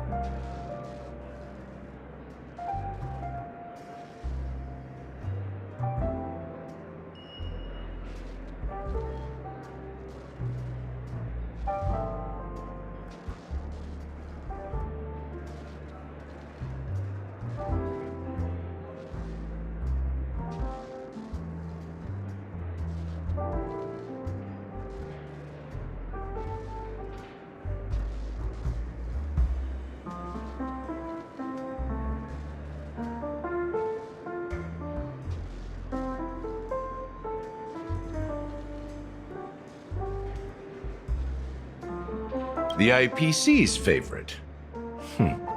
Ambitious, aren't you? Well, it's done. Here's to you, Watcher, with this glass of the long goodbye to a bitter childhood. Well done, Gallagher. You're not over the hill yet. So, are you satisfied? Oh, the flavors! They're way more sophisticated than Soulglad. The richness and layers of these flavors are a masterpiece, especially with the adjuncts. I can taste the spicy and sour notes with a hint of sweetness. I'm not entirely sure what it all means. Maybe Mr. Gallagher can shed some light on it.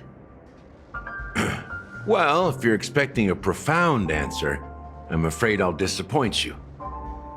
The imagery it implies is pretty straightforward. It's just a glimpse of what this dream truly tastes like. Nothing more. Does this true taste have anything to do with that, Mikhail?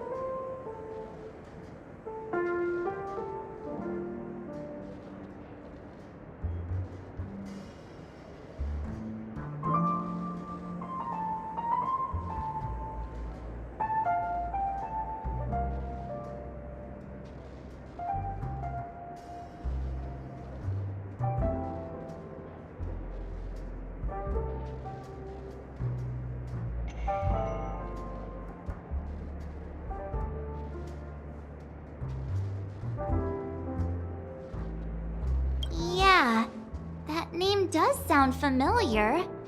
When you got knocked out by that masked fool girl, I think I heard someone calling that name. Do you remember? I was right about you. You guys seem to know quite a bit, and now there's no reason to hide anything from you anymore. Let's dig deeper into the case And of course, I'll tell you a story about Mikhail. All right, let's start with what we know based on the clues the family has.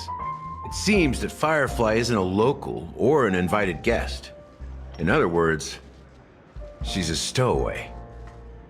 She managed to fool me at first. My age must be getting the best of me. But here on the planet of festivities, stowaways are a common sight. You're bound to run into one sooner or later. After the incident, the hounds wasted no time searching for that girl in both the dreamscape and reality. But here's the thing. We only received bad news, and the trickiest kind at that. She simply vanished, leaving no trace in the dreamscape or reality, as if she had never come to Penacony at all. Huh? Does that mean...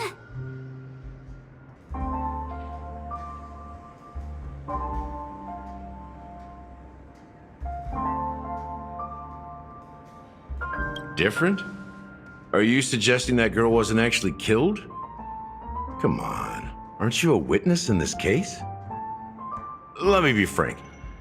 This case, actually, is unlike anything the Bloodhound family has dealt with before. Dealt with before? So, death does happen in Penacony, if I understand correctly. You've witnessed it, so there's no need to hide. Even the shiniest city has its dark side. We're all adults here. Surely I don't need to explain too much to you. Confronting the family based on that alone would be naive. Death may occur in sweet dreams. So what? Such events are highly unlikely and only affect a tiny number of people. If you really want to delve deeper into this case, you need to understand the true problem with the family. I guess it's time to tell the story of that Mikhail. You're very perceptive. The Astral Express has received that music box too, right? Do you know the secrets it holds? There's a message. Witness the impossible in the realm of dreams. Find the legacy of the Watchmaker, father of Penacony, and thus the answer to the question, why does life slumber? That's the exact wording. Hey, why are you laughing? Wait, did you write it? It's quite poetic. No, but I'm the officer in charge of this case, so how could I not know? I'm sure you must have noticed that this message didn't come from the family. You might have even guessed that the relationship between the family and the Watchmaker isn't as close as it seems. That's just our speculation. Actually, it's hard to believe that the father of Penacony and its actual managers are at odds. Now I can assure you that your speculation is absolutely correct. The family has considered the Watchmaker an enemy for a long time, but the hounds haven't been able to track him down, as he seems to be living only in the characters and stories he created.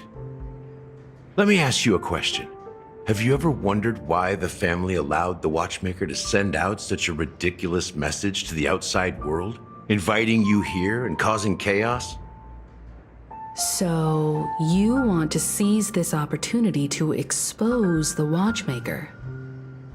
Well, now you understand why the Oak family authorized the Nameless to assist in the investigation, but kept you in the dark, right? Because the Watchmaker is not the legend of the land of the dreams at all. He's the most shameful stain in the history of Penacony, and he's the root cause of all the anomalies in the dreamscape.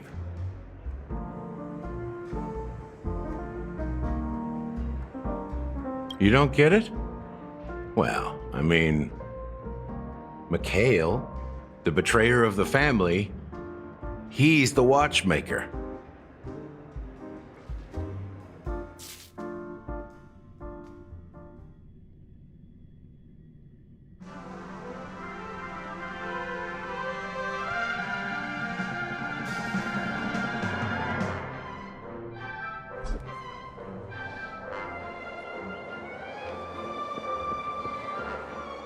Here we are, Clock Studios Theme Park, the most popular entertainment center in Penacony. Wait, aren't we supposed to be discussing the Watchmaker? I would have expected you to take us to maybe a library or an archive room of sorts. But an amusement park? The culture of a city reflects its history in the most authentic way. To you, it's a fun place. But to me, it's a prison for the planet's past. You know that Penacony used to be the IPC's prison planet, right? All the prisoners were brought here, helping the Garden of Recollection salvage the leaking memoria from the macrovoid. The prolonged exposure to high concentrations of memoria caused a unique phenomenon. The dreams of countless prisoners intersected and overlapped, and people started meeting each other in their dreams, living lives that were almost identical to reality. But everything has a price, and sweet dreams are no exception. In the end, the dream world was unable to alleviate the suffering of prisoners in reality. One of the prisoners broke free from the IPC shackles and fought for freedom. He is Hanu, the great leader of Dreamville, the great peacemaker, and the faithful companion of the underdogs.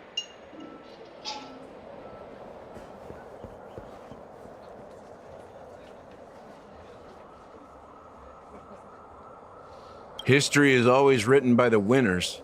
However, it's undeniable that Clocky is an animation that draws from Penacony's actual history. These characters not only exist in Dreamville, but also in the distant past. Once you realize this, you'll understand why we're here. There are so many members of the Bloodhound family around here. They just received a lockdown order, supposedly from Sunday himself. Who knows what it's for?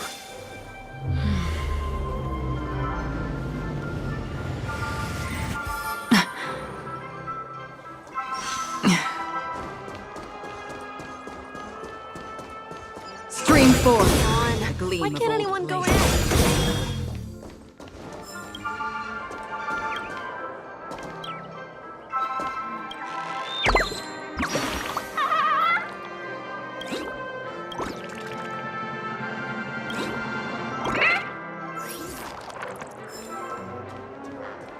Stream 4.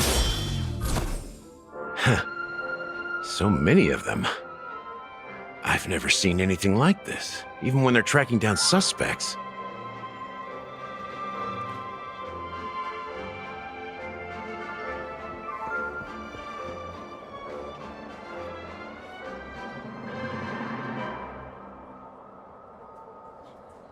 We don't need to go in. We don't want to draw any unwanted attention inside.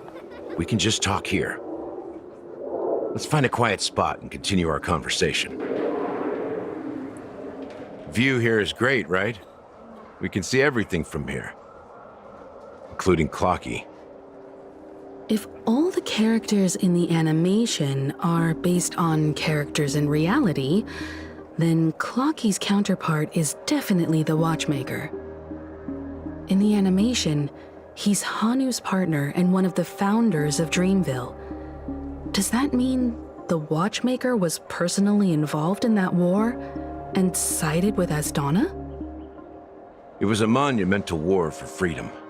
Hanunu fought alongside a motley crew of masked fools, nameless, history fictionologists, mourning actors, omen vanguards, even visitors from beyond the sky. In the end, they emerged victorious. Among them was the person who would eventually be known as the Watchmaker. But if you do the math, doesn't that mean the Watchmaker was around for several centuries? I'm not sure, but Mikhail was already the Watchmaker when I met him, so maybe he inherited the title. How old are you now, Mr. Officer? I'm 13. No way. Not even close. Hanunu freed the frontier prison, but peace still eluded him. With limited resources, threats from the outside world, and internal conflicts between major prison districts, the future of Osdana was uncertain. It wasn't until the Watchmaker approached the family with the idea of turning the prison into the planet of festivities that Penacony finally gained its name and glory. Thus, he became known as the Father of Penacony. But didn't you say the Watchmaker betrayed the family? And you said you were his companion, so that means you... No, I'm not his companion, but rather one of his many children. But I am indeed a traitor. Not to the family, but to Mikhail. What did you do? I did nothing. And that's the worst betrayal of all. Just like you, I had close companions. We dedicated ourselves to Penacony. But the Oak family, they set us up. Mikhail was too old to protect his children anymore. So we left the family to find our own path. We were branded traitors of the Harmony, even though the true traitors were someone else. While they continue to praise the Watchmaker's name in the world, behind closed doors, they condemn him on a pillar of shame. Nevertheless, we wanted to clear his name. We intended to find the real traitor, the one responsible for all this, and restore harmony to Penacony. But we failed. Too much time had passed, and the land of the dreams had become deeply corrupted. After countless fruitless pursuits, I gave up. Like a lost dog. The family accepted me and made me an officer, supposedly as a form of forgiveness. But it was actually a punishment. Since then, I've been completely cut off from my partners and my past. As for Mikhail, I heard he died in obscurity, in a place where no one could find him. That's when I realized that the Penacony I once knew would never return. We're truly sorry for what happened. But this is not the end of the story, right? Apparently, someone has inherited the title of the Watchmaker and has been secretly working against the family all this time.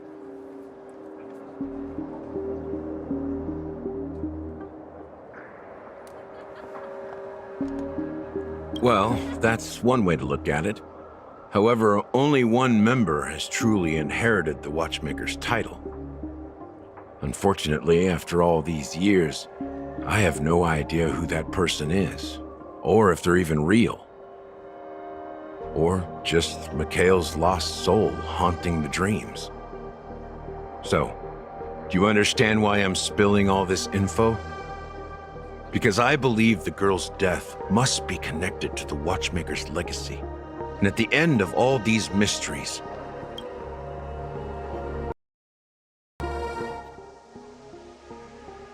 Hard rain is back. If streams ends, it's a power outage. That's about it. So just gonna continue. Then if it ends, freaking power outage happen or a blackout. Yeah, I'm just gonna continue streaming.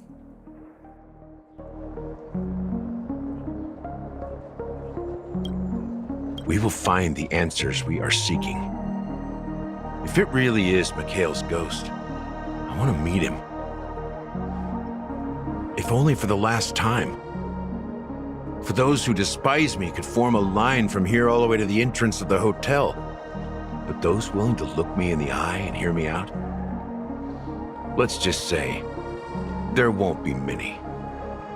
I've told you all I know is a sign of gratitude.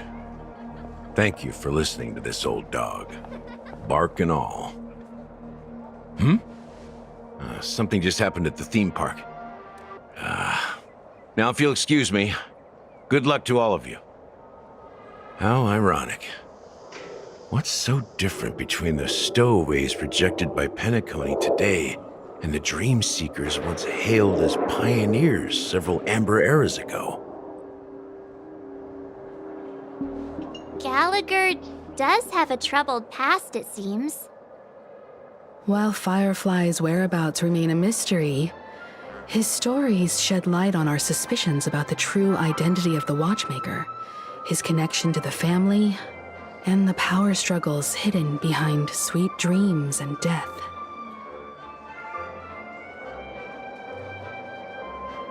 Exactly. Gallagher suggests that the real traitor is someone else, probably within the Oak family.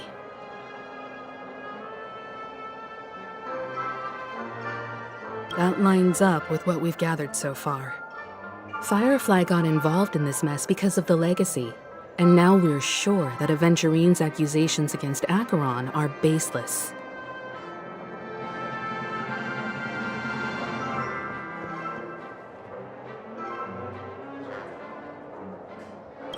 You're really into Clocky, huh?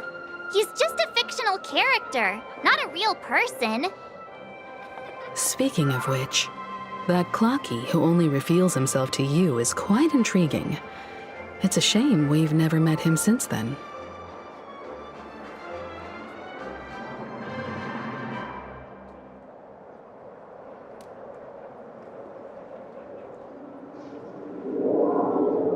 Now that we've confirmed a lot of our suspicions, let's take a moment to think about the clues we have. Send a message to Welt and see how things are going on his end.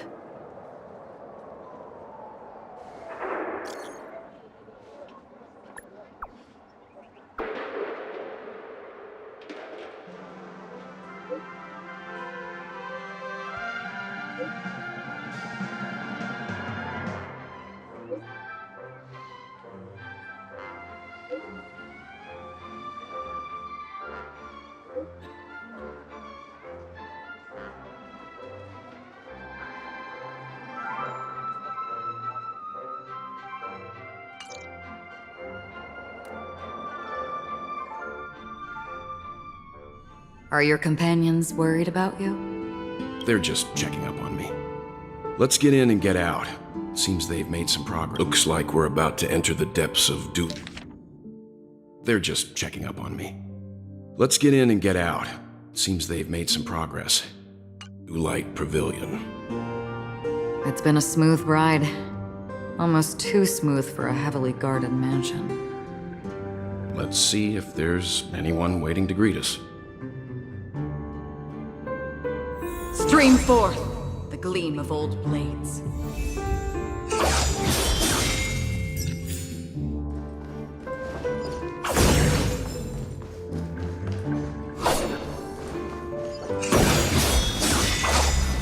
Stream forth the gleam of old blades.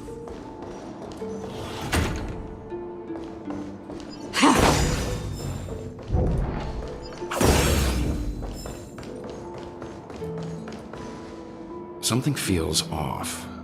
A grand mansion like this and not a butler or servant in sight. Could it be due to the disruption caused by the emergency? Well, this door is open. Looks like we'll have to investigate ourselves. Let's proceed with caution. Just one moment.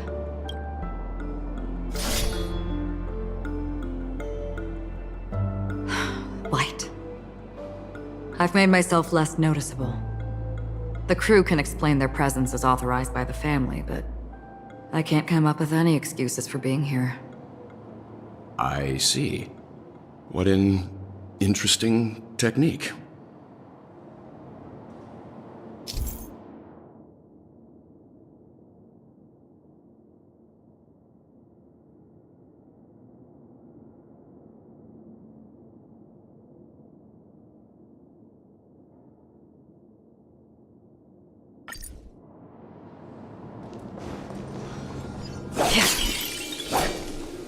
Stream forth the gleam of old blades.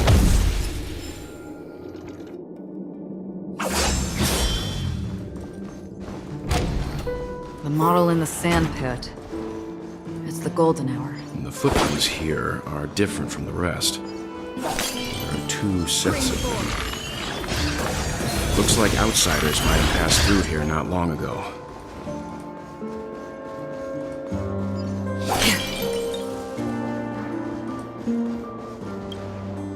Can you identify the people who left these footprints? Well, there's a unique pattern here. Flamboyant, even. And judging by the size, I'd say these were men's shoes. If I'm right, it could be the IPC ambassador, Aventurine. Aventurine. What about the other set? It looks like they were walking side by side as opposed to one behind the other, so the second individual is likely equal in status to Aventurine. The IPC is eager to reclaim Penacony, so their presence here is not unexpected.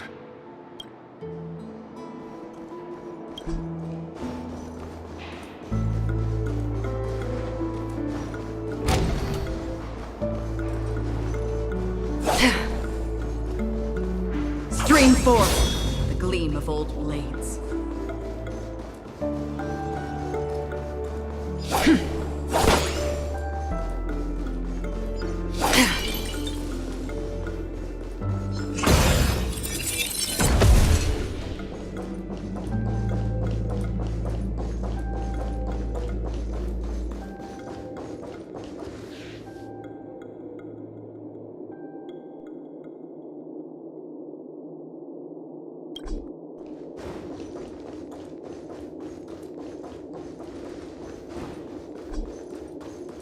While there aren't any people in this mansion, they've set up quite a few mimetic guards to patrol this place.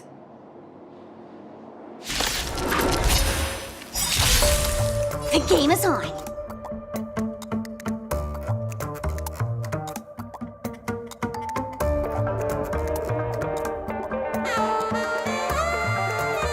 Feeling spiffy? Destined for oblivion.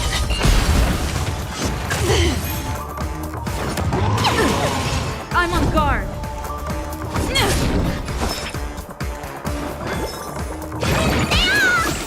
Don't worry, it's just a scrape.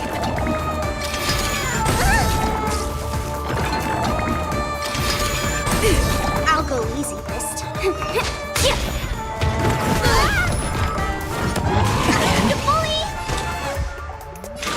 Still waters of oblivion.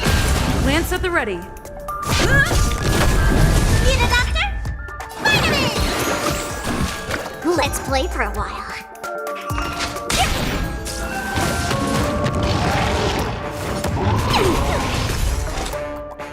Destined for oblivion. Did that hurt? I'm on guard.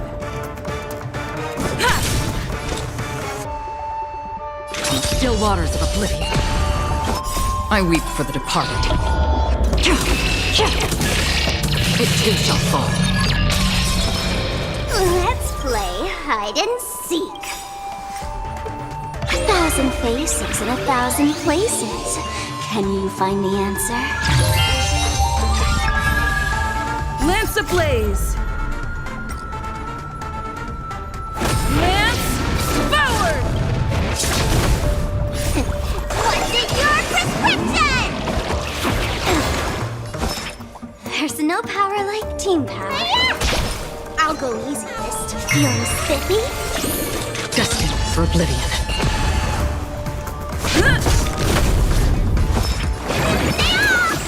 Don't worry, it's just a scrape. Let's play for a while. Still waters of oblivion. Lance at the ready.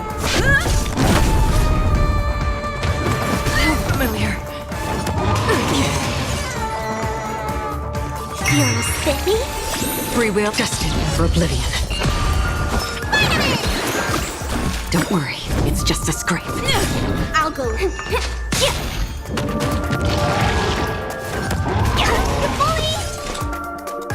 Still waters of oblivion. It's time.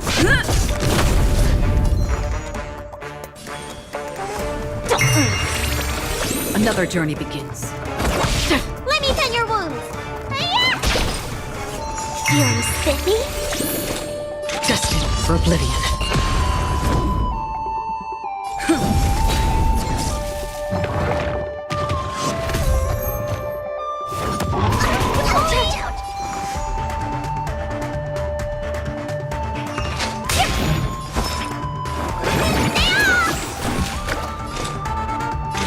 Still waters of oblivion.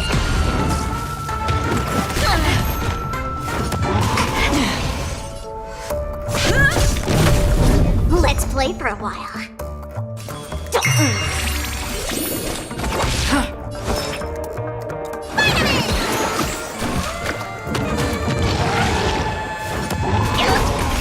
Let's play hide and seek. Can you find the answer?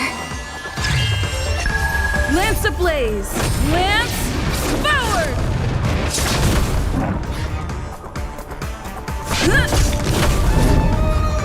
Feeling spiffy? Destined for oblivion.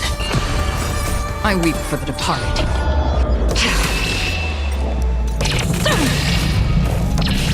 Dust's reign, it too shall fall.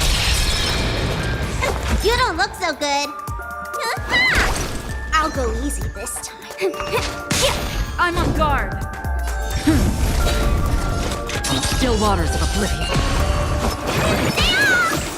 Don't worry, Let's it's play just for a a scream. while. Free will destined for oblivion.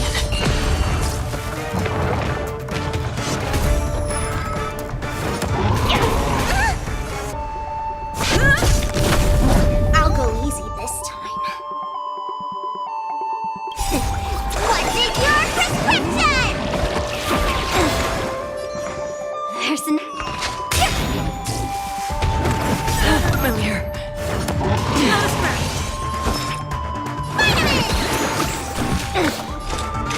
Still waters There's no of oblivion. power like team. Lance at the ready. Let's play for a while. Feeling spiffy?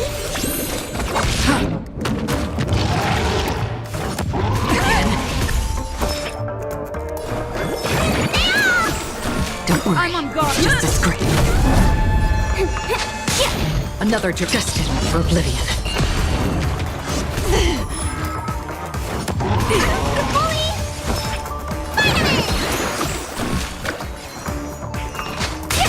It's time.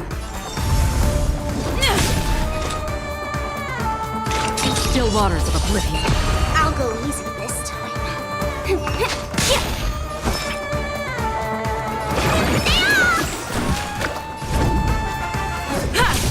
Free will, or was it fate? Destined for oblivion.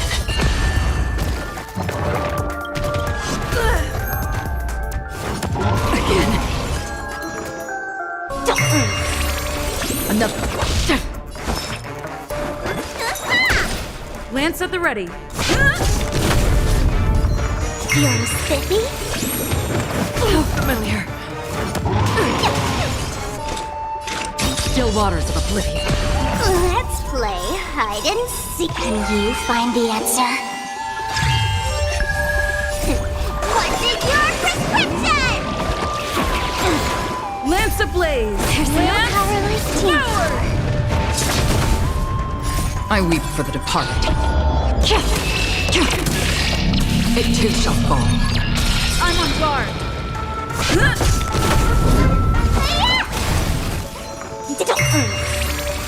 Free will destined for oblivion. Let's play for feeling spiffy?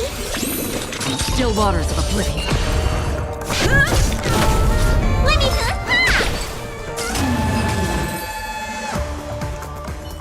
Look, it dropped something. A note. Looks like instructions from the butler for the other servants.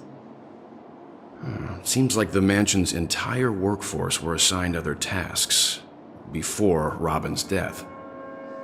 It must have been a big project to require that much manpower. The Charmony Festival, perhaps. But no matter what their main priorities are, there should always be someone left at the mansion, right? So you're saying someone deliberately cleared the place out? Yeah, but I don't know why.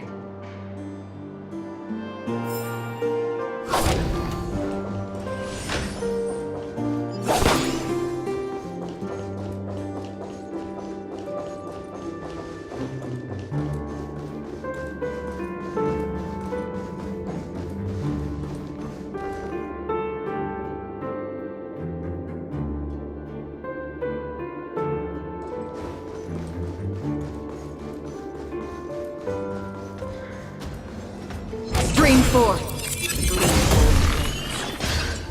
The gleam.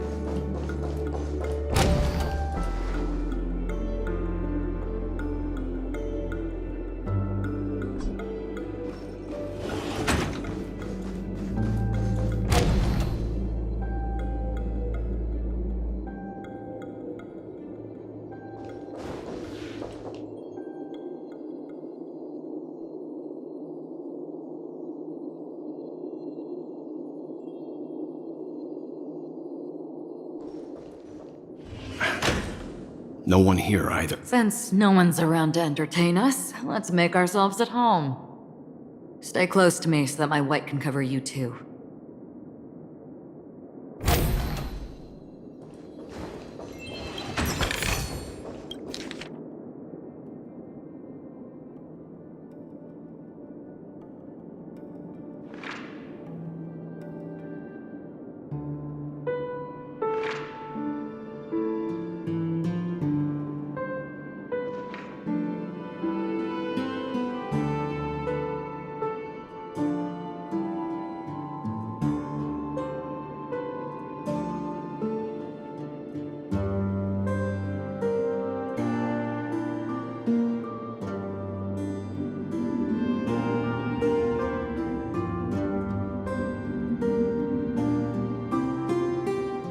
As soon as I and the rest of the crew arrived in Penacony, Mr. Sunday and Robin showed up to greet us.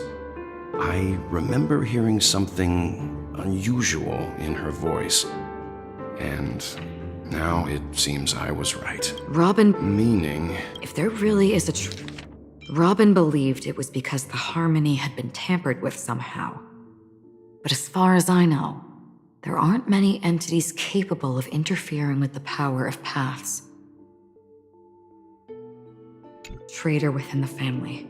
That person must hold a high position or possess unimaginable strength. That would explain why Mr. Sunday has been having such difficulty in catching the traitor.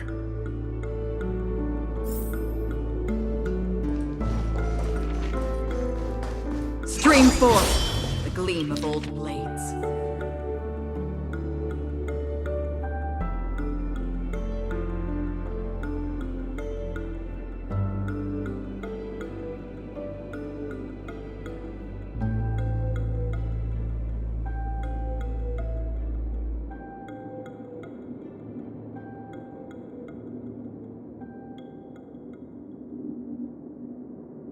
The information about Robin, Firefly, and the other victims.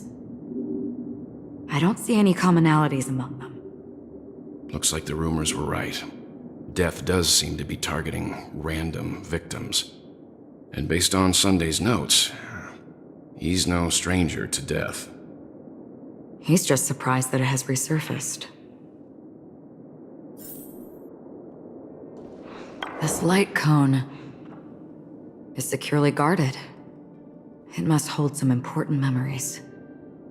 According to Robin's interview, despite having performed on so many grand stages, her favorite performance was a pretend show she put on with her brother when they were just kids. I wonder how their relationship is now. Growing up brings gains, but also losses. Yeah, time is a way of smoothing things out. The beautiful dreams of youth will eventually fade away.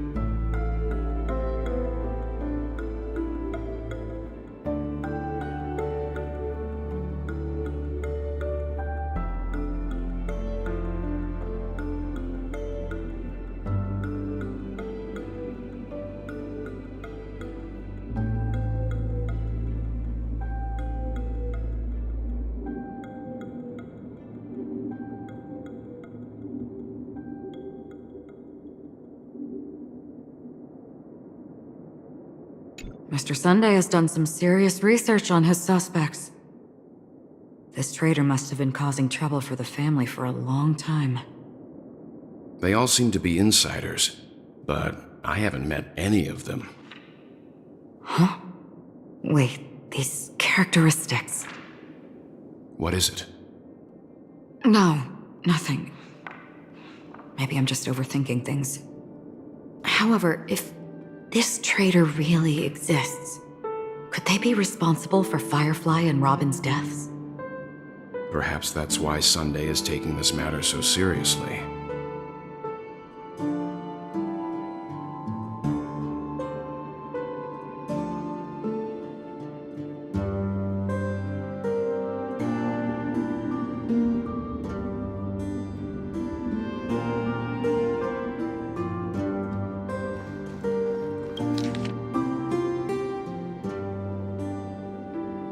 It seems neither the Dream Master of Penacony nor this old Odie is happy with Sunday's recent performance. They don't seem to care much about death. Instead, they're more concerned about the Charmony Festival and the Watchmaker. Maybe the other family heads don't think death is a big deal. One thing's for sure. There's a lot of internal conflict within the family, and everybody has their own agenda. That's all for now. Nothing more noteworthy. Before coming here, I had all sorts of scenarios in my head about dealing with the family. I did not expect an empty mansion. Watch out! Someone's approaching. I don't think trespassing on forbidden areas is the way to be a guest, Mr. Yang. And... Acheron? The Galaxy Ranger?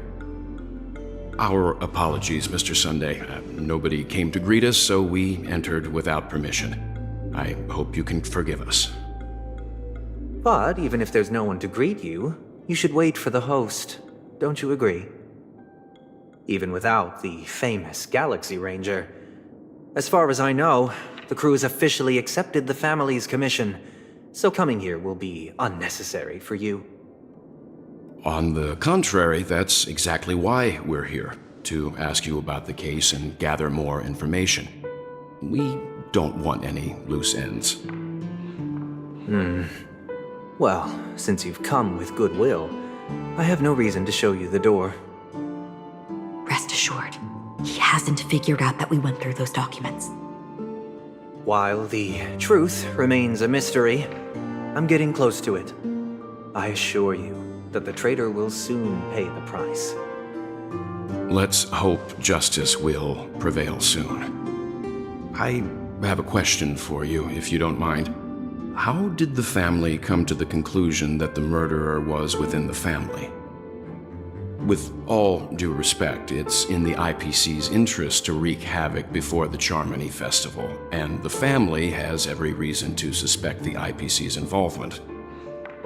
Well, other family heads share the same suspicions as you, but in my opinion, the true murderer would never have drawn as much attention as that ambassador did. Not to mention, I personally shackled him a while ago. However, I'll give you a suggestion regarding your suspicions, Mr. Yang. You should be more cautious of Aventurine. While the wicked can't break through high walls, they can plunge their evil dagger into the heart of the righteous. He's a businessman, not some philanthropist. But right now, he's out there handing out his wealth on the streets. And he went to the Clock Studios theme park all by himself. Who knows what kind of scheme he's cooking up? While the family is dedicated to keeping our guests safe, it might be wise for you to stay alert. You never know what unexpected troubles could arise.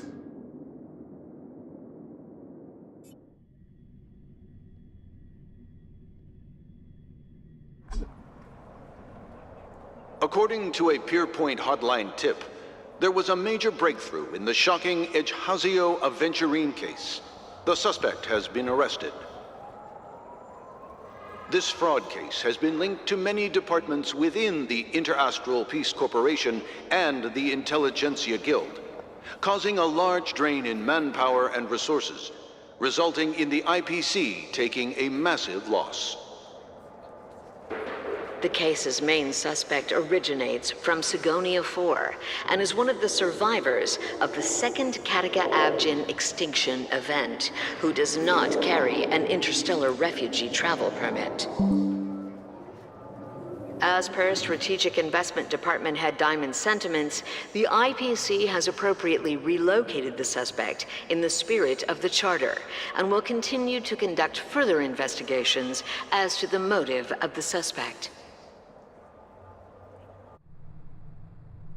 What pretty eyes. Tell me, do they shine in the dark? Well, if they did, I'd sell them in a heartbeat.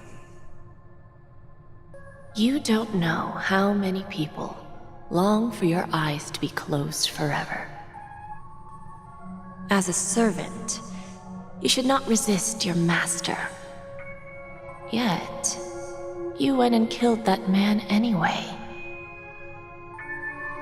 No lawyer has the audacity to defend you. Perhaps you ought to represent yourself. Not difficult, but definitely pointless. You're pretty confident on your eloquence. Did you also think that when you lied to the Intelligentsia Guild? Ask and you shall receive. You wanted the perfect construction material. All I did was offer a possibility. It was just a small wager. If your luck holds out, the IPC will dig something up from the golden sands of Ejihazo. Maybe even the Sand King's remains. Pity your luck has run out. I'll admit that. What I'm more curious about, though, is why such a grand scheme failed to benefit anyone in the end, including the perpetrator himself. Madam, I already have what I want. To be brought before you for the next high-stakes gamble. Then let's talk about the second gamble. Tell me, what are you prepared to wager this time? My life. I bet you won't send me to the gallows. What do you want, then? I want your Lenore to meet with me. I have something to say. And then what? I want cash. It can't be that simple, can it? It is that simple. 30 tanbas. The remainder of my market value. 30 tanbas. No more, no less. With this money, I'll climb to even greater heights than you. Grasp even more riches than you. I wager you won't give me this chance. Which is why you should call him here. Interesting. A pity Diamond won't see you. No one gets to see him. From here on out, I am Diamond's representative, and I will decide on his behalf. You're wrong. 30 tanbas. He'll give you that. And much more than that. Wealth, status, power. The IPC will give you whatever you want, even what you don't want. Kakavasha. A good name, but unfortunately destined to be buried in the dirt. You, though, you deserve to live, to create even more wealth for us. Go, pick the clothes you like, then choose your desired identity. And then, use them well, child. May your plans never suffer failure. Life is like a long-term investment. Those who choose correctly, do the correct things, reach the correct outcomes, and show the world their value. People can't always make the right choices in their lives. But luck has always been on my side. I've never lost. Is it because Gayatri blesses me? Well, if that's the case, she must also be looking upon me right now. My success is inevitable. But what then? Even if I overcome this difficult trial, what would come next? What awaits me after this glorious gamble? An even more glorious one? Will I return triumphant with unending riches after countless successes, or will I encounter failure, never to return?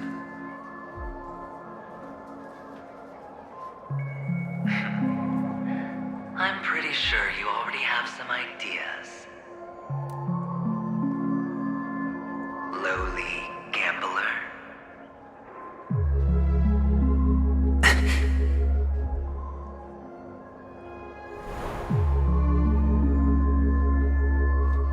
What? What? What?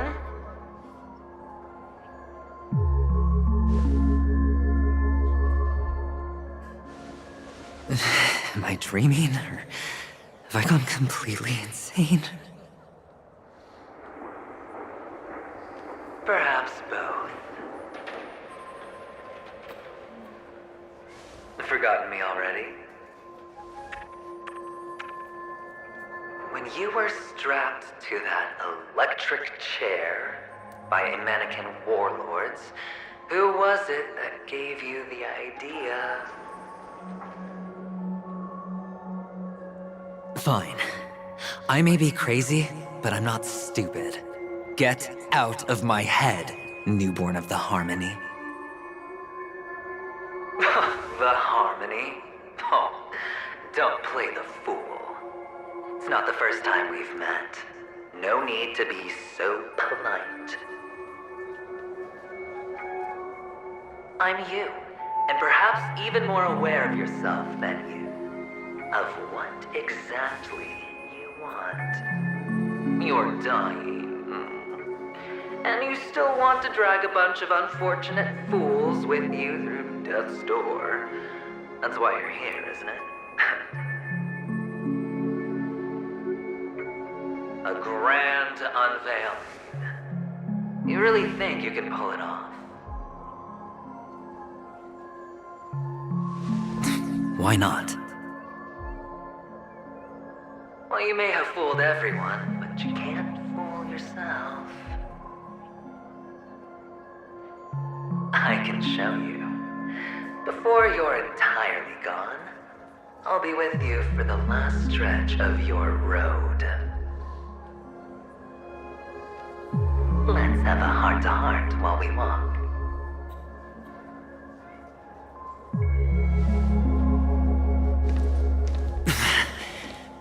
What exactly are you? Most people in this world spend their entire lives just to reach one outcome. And I am that outcome. Kakavasha, I am your future. First, I'm hearing things, and now I'm seeing them. Great. Am I going to be elevated into the Harmony's Emanator next? Why are there no guests here? What's that featherhead doing?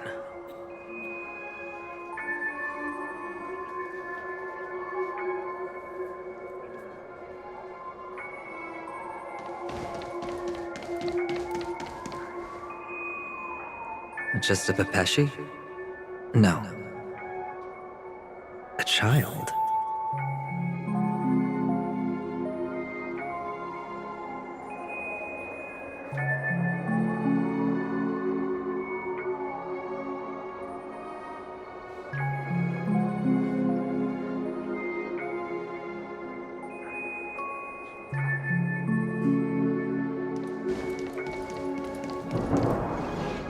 I thought minors weren't allowed in Golden Hour.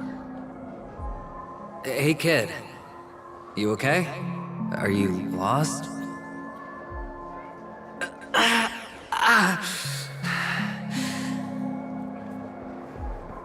What's wrong, mister? You don't look well.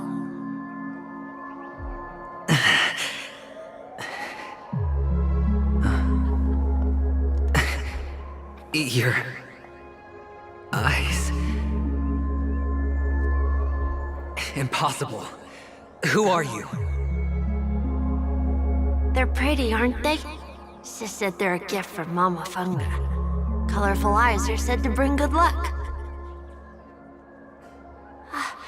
Mister, you have pretty eyes too.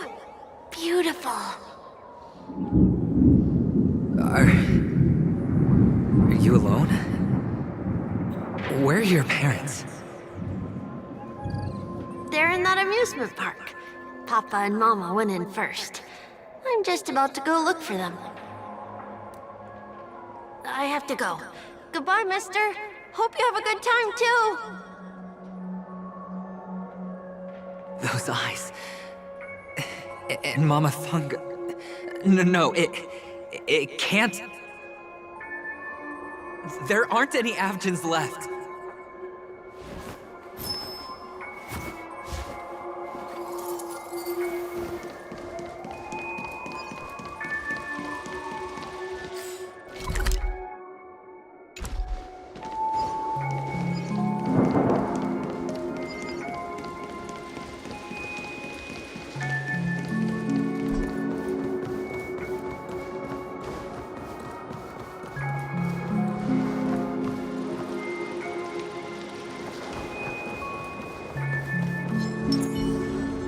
Stream forth, gleeful blades.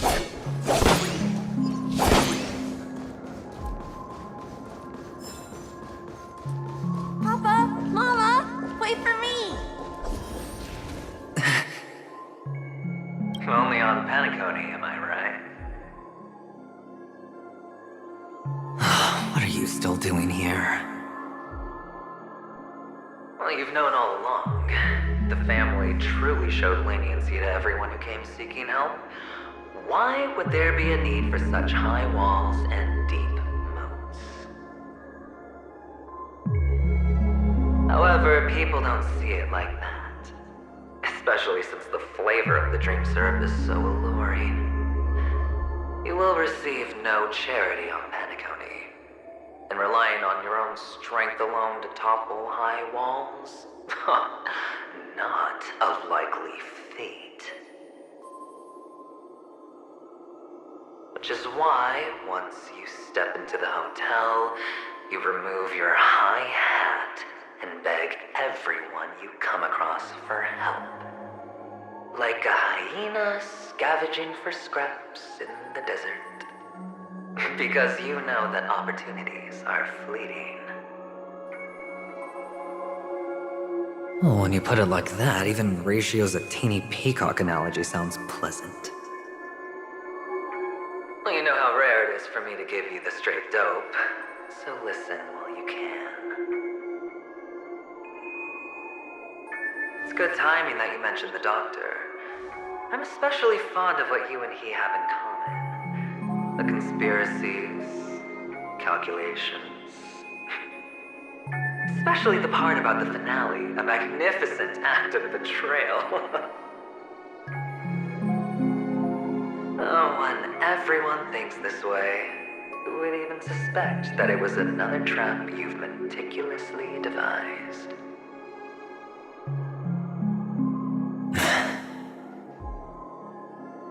Go on.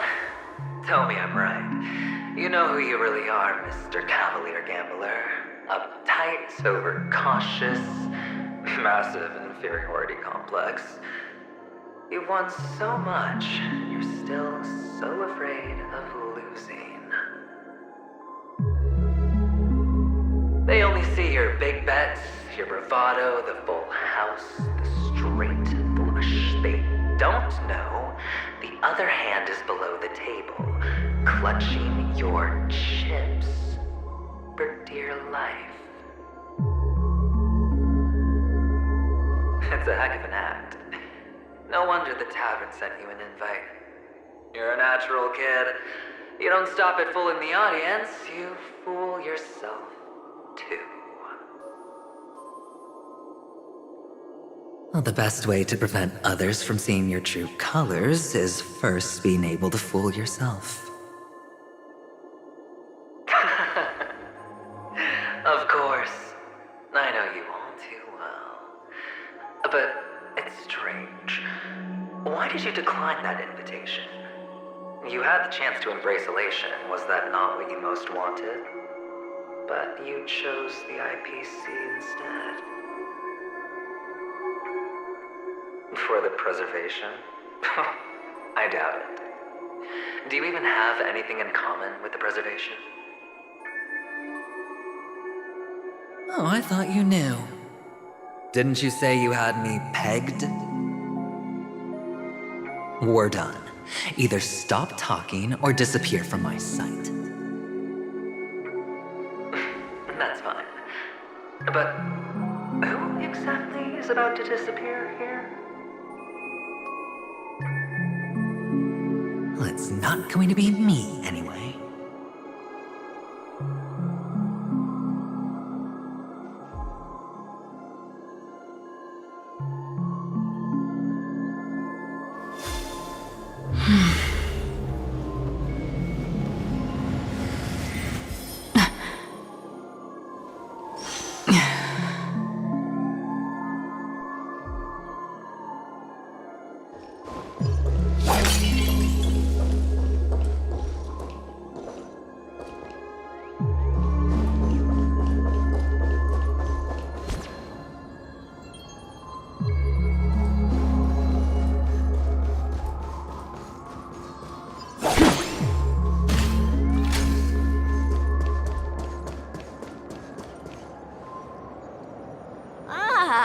Playing hide and seek. I'm really good at this.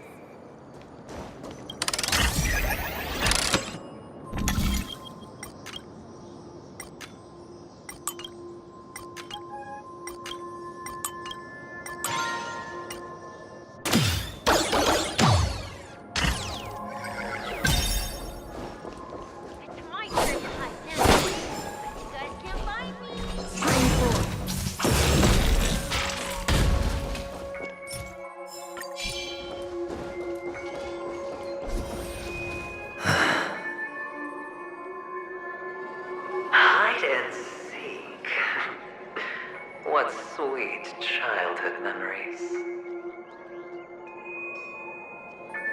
When Mama said goodbye that day, how many catechins were like jackals hot on your heels? I know you won't forget that sound anytime soon. Those shrill cackles. You had to hide right under the noses of those savages. You and Big Sis, playing dead, drifting in all that bloody water. Completely ruined that shirt. Shame. Wasn't that the last one Dad left behind? It wasn't ruined. I've always kept it. Come on. It's a rag. It's not like you can ever wear it. Now you don't have to hide.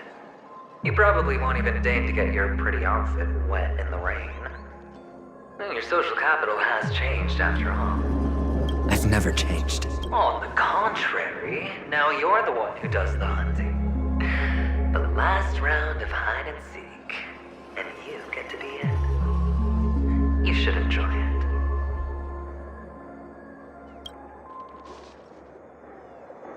That child Could he be in here?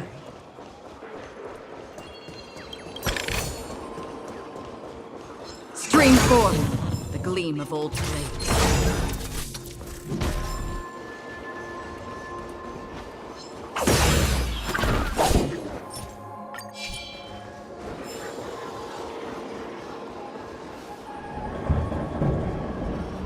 Is this...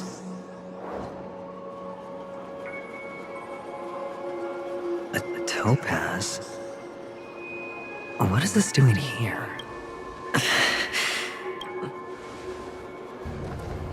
What? Does her cornerstone wrench at your heart, son?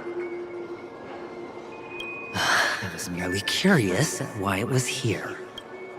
Maybe that winged guy put it here. To taunt you. Just to make you realize that your painstakingly arranged magic show is nothing but a death rattle. The cornerstone's hue is the same as the radiance of Clipant's body. I've gotta give it to you. I've heard a lot of baloney, but that lie deserves a prize for sheer nerve. If he were just a little bit smarter, the jig would have been up right there. This is just bait. Of course. That's why Ratio's betrayal was one of the keys to your plan. I have to say, that doctor's acting was superb. Or maybe he wasn't acting at all. All the better for you. Sunday didn't become head of the Oak family by acting sloppy. He's obsessed with control. You have to give him enough detail to satisfy his meticulous nature, but not so much that he gets suspicious. Which is why you had Ratio seek him out and leak the plan on purpose. To prevent the other party from suspecting anything. The intel you gave to Ratio was all true. He spoke the same to Sunday. Finally, Sunday took the bait, found the other cornerstone, and before you know it...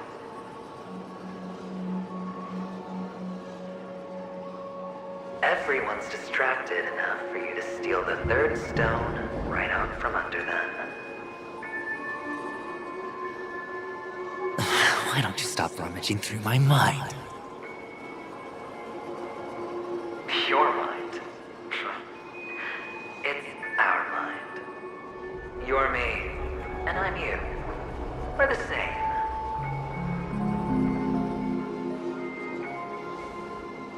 The best way to prevent others from seeing your true colors is to first be able to fool yourself. Really? You can't even fool yourself. You just got lucky this time.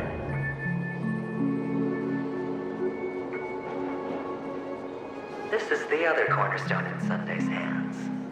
Rather beautiful green. Just like you. Smooth. Cunning. Tell me, what's its name?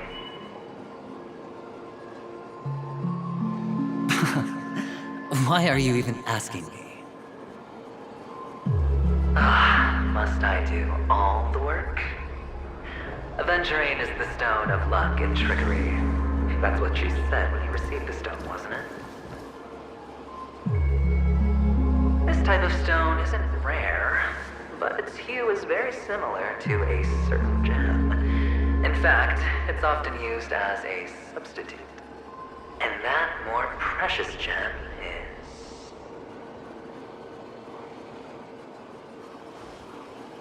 Jade. Even Sunday can't tell the difference. Well, looks like Jade can be substituted for Aventurine, too. Sauce for the goose. Aventurine, Topaz, Jade. 3 elites, 3 cornerstones who, for a measly penny, offered their everything. Oh, you're even more united than the family. As I've said before, 3 chips are sufficient. All or nothing. But will it be the former or the latter? We'll find out soon enough.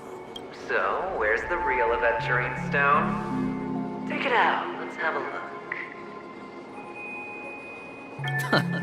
Suddenly you don't know where it is? I just want to hear you say it. After all, it really does resemble its owner.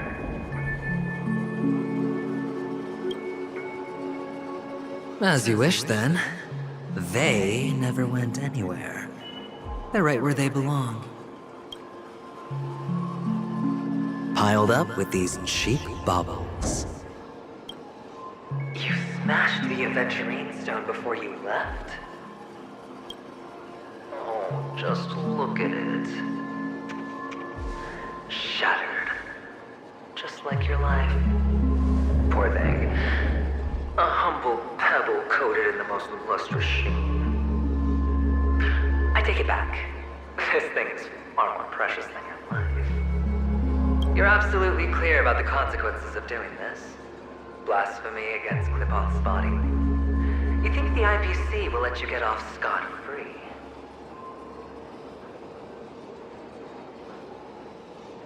Well, Diamond has always been all about results. As long as I could create value far beyond the cost, the ends justify the means. How else would the family be fooled if there was no price to pay? It doesn't matter. Even smashed to smithereens, the preservation's cornerstone can still be used. Its effect may be greatly diminished, but it's enough for me. Now I'm really curious. Why does every step you take involve reckless risks, and the choices you prepare for yourself always come with a strong impulse for self-destruction? Do you truly believe that the greater the risk, the greater the rewards? I wouldn't have guessed you'd be so loyal to the IPC. There is so much you don't see. Which is also why you'll never see how I'll win it all. That is, if you can do what it takes. We'll just have to wait and see then. The cornerstone is gone. Another illusion of the harmony. Huh?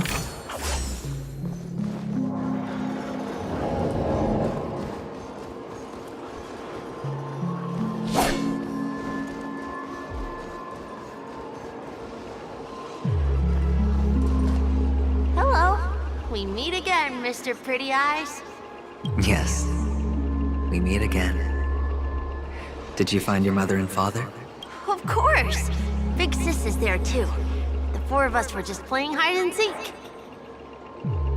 I'm so happy. On our way here, Papa even brought me to see a blimp. I think you mean film. Yes, that's it. Putting many drawings together and turning them into a moving wall painting. They put me, Papa, Mama, and Big Sis together, turning us into one big family. You should give it a try too, mister. You look sad. The amusement park will cheer you up. Sure.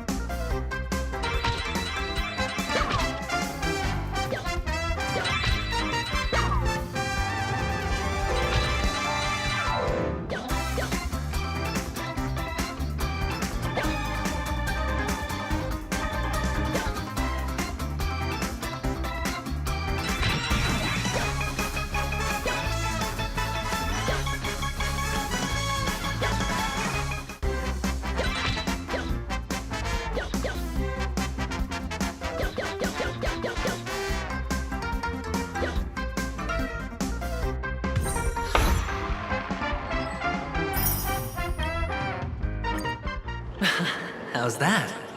Not a bad score, eh? Boring.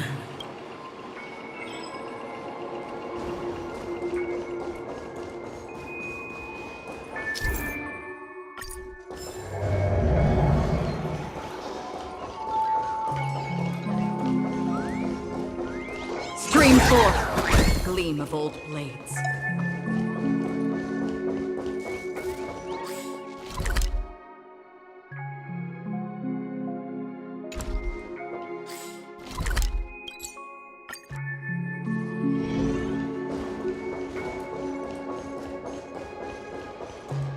Stream forth, the gleam of old blades.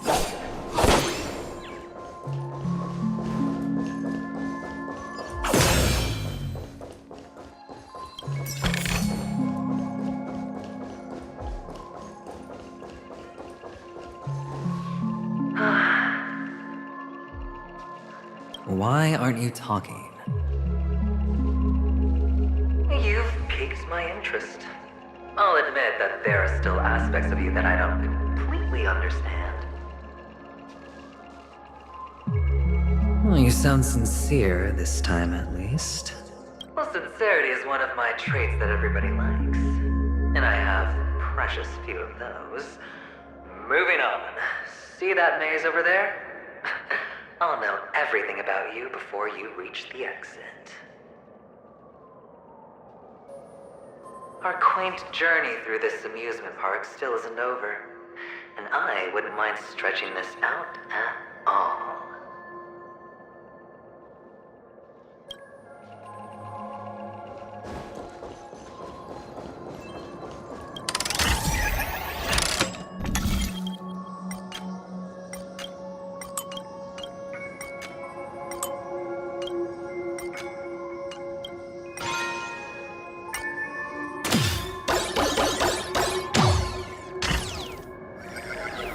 Whoa, this place, it's so tall. There's so many flowers here. Fix this. This one's for you. Stream forth, the gleam of old blades.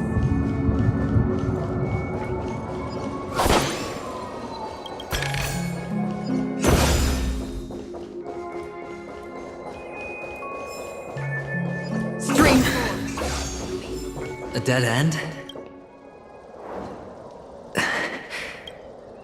Oh, what's on your mind? It's got nothing to do with you. Do you need a hint? These are manacles on you. That man gave you your first job. You made your first pot of gold. I remember it all too well. You wrapped that iron chain around your fist, for that is the only tool you could find. Then, in that maze, you... Shut up. Oh, you don't wish to face your past? Unwilling to admit that your life is worth only 60 tamas? Well, from what I see, you refuse to confront it, because it only proves your weakness. How could a weak person take such daring risks? That's right. You love the thrill of danger. But you refuse to let go of meaningless sentiments.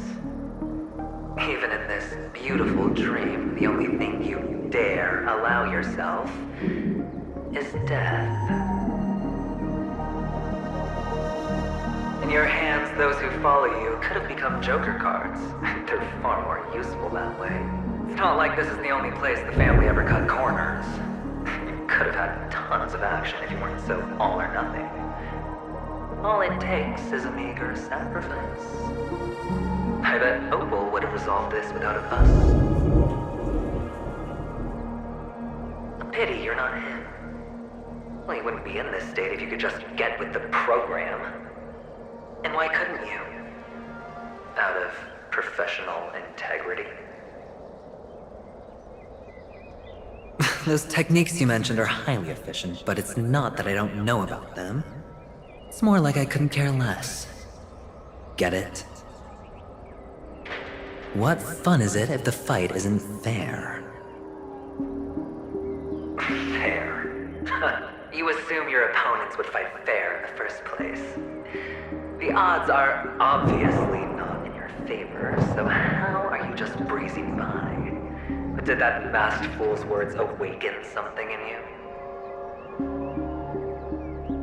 Well, she gave me an answer that could turn everything upside down. Everything? You mean it could make all the cards on the table just disappear?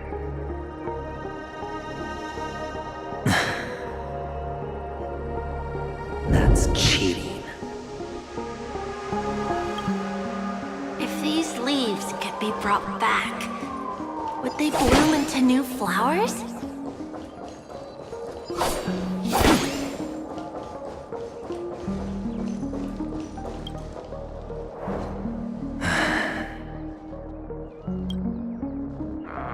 Your expression right now is hard to put into words. The lucky charm Mama left you is made from gold. Why did you never consider selling it? You obviously could have lived a normal life like Big Sis that way. Looking back, that was the better choice. Mama only left us with 2 pieces of jewelry. A necklace and a lucky charm. There won't ever be a 3rd piece. That's what you always say, but you actually regret it, don't you? That you didn't sell them. You can zip it if there's nothing to talk about. I know. You must remember what Big Sis told you. You're a child blessed by Gaiathra Triclops, and can lead the clan to happiness. So always remember to protect yourself and never resent the pain and poverty you're going through. The words still ring in your ears, don't they? You're a good kid, so you definitely won't have forgotten. So, you surely won't forget how tragic her last moments of life were. How the piercing laughter behind you felt like it was drilling into your heart. You ran away without looking back, just as she told you to. Tisk, tisk. A lifelong regret, indeed. Enough! Do you not have anything better to talk about? Oh, shut me down like a champ! Well, I guess when it comes to mind games, this isn't exactly your first rodeo. I think I finally get you. And woo! You are nuts! In the end, I'll ruin this beautiful dream and create the grandest death. Well, you stuck to that start to finish. Think about it. There's a Stellaron in play, the fabulous Robin loses her voice, 2 unsolved murders, cryptic messages from a masked fool, and a chance to go head-to-head with Sunday himself. And the only thing to pique your interest is one word. The last word. A word that's right there at your fingertips. Death. But whose, exactly?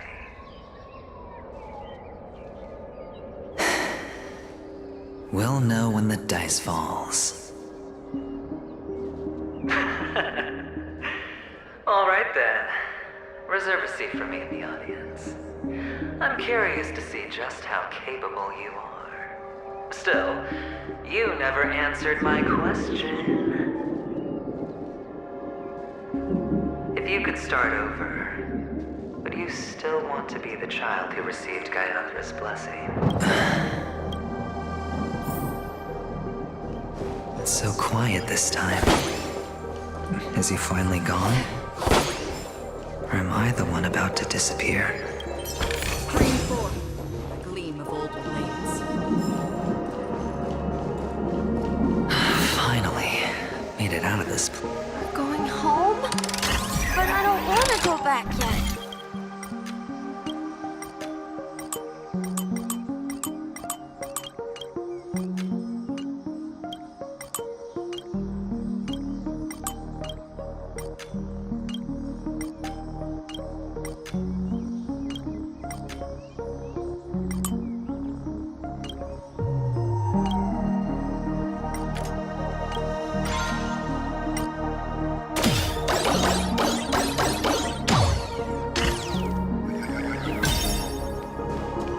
It's so fun here.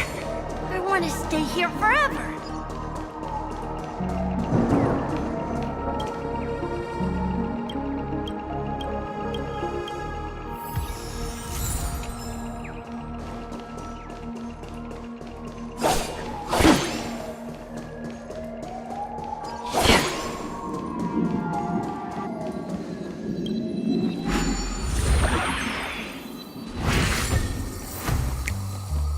Brother Hanu, where are you going? There's only one place.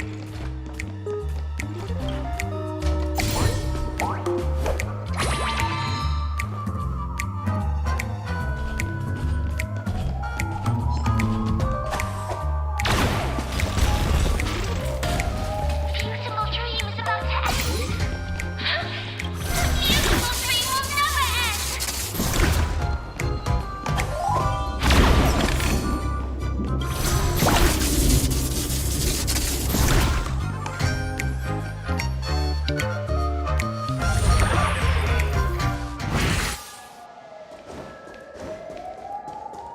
Mister, is that you?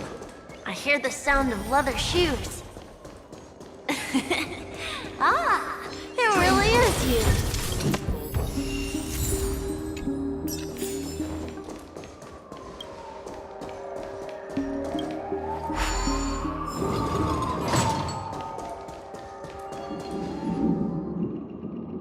I don't know why, mister, but you always give me a special feeling that makes me more curious about you.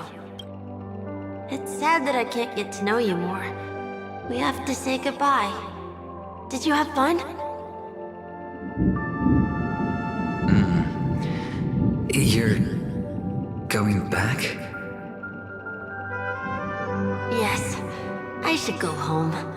The day's getting dark, and it's going to rain. I don't want to worry the others. You're home. Where is it? What a strange question. It's where Papa, Mama, and Big Sis are. In this dream.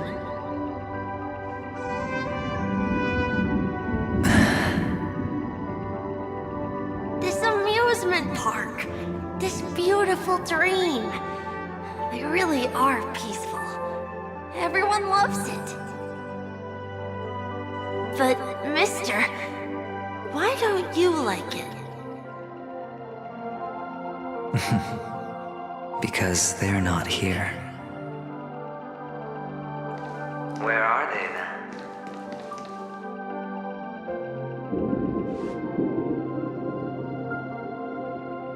I don't know.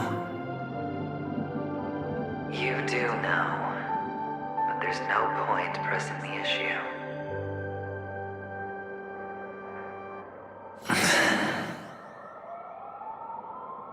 Admit it. You're tired.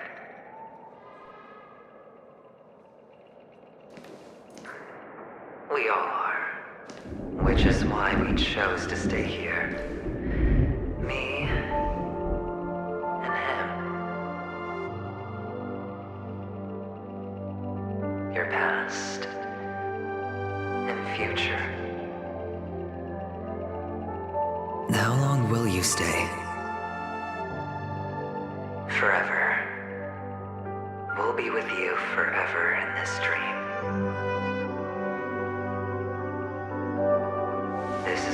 greatest honor that we can offer to those who hurtle towards death.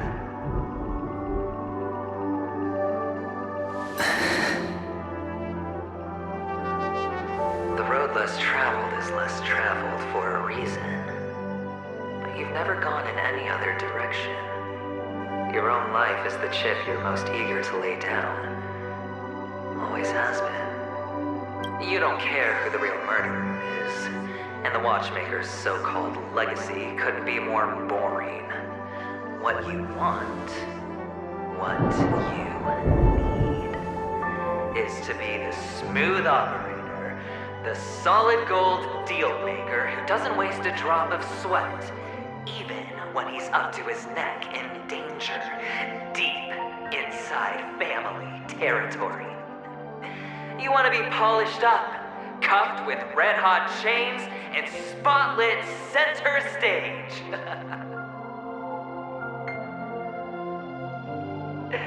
You'll be the closing act, the final sacrifice. I can do it. And it will be flawless. Of course you can. Your luck will help you at the right time.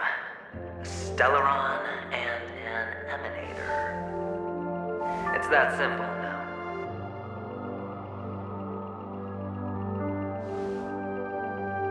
That way, the IPC will earn a place at the table. And as for you, you'll just happen to slip the leash, sweep the rat race, extract yourself from this endless debacle.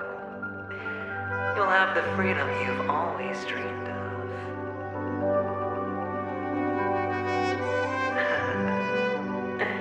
This isn't the first time. You've been an escape artist from day one. This fiasco started with a death, and its curtains will fall on another death. Oh, so that's why Diamond chose you. He's just after Penacony. No matter the means, no matter the price. It's not personal.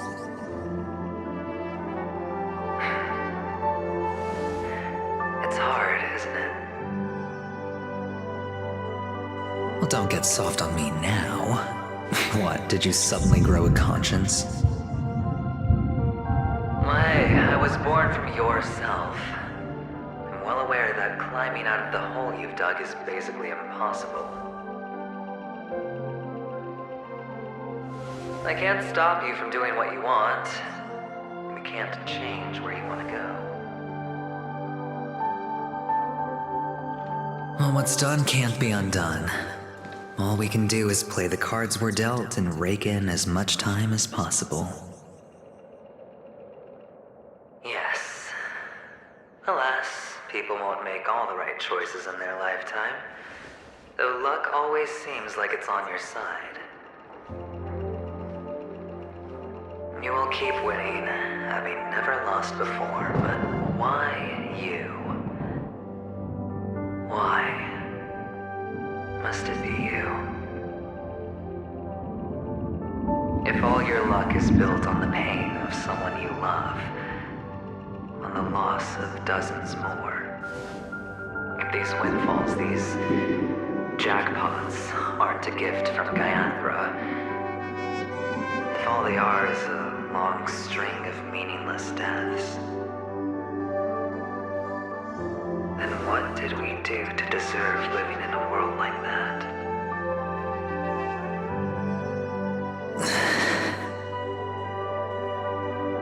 Well, maybe when I get to where I'm going and look back, I'll know what the trip was all about. Fine. Time to make a move, my friend. I'll be waiting up ahead. Say goodbye to the kid before you shuffle off.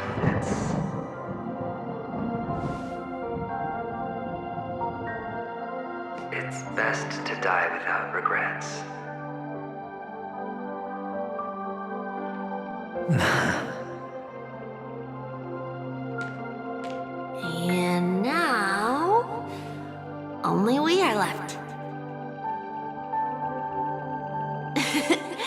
can you take a photo for me?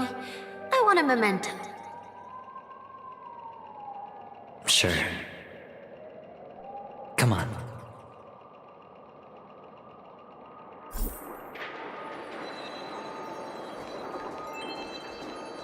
Stream forth the gleam of old blades.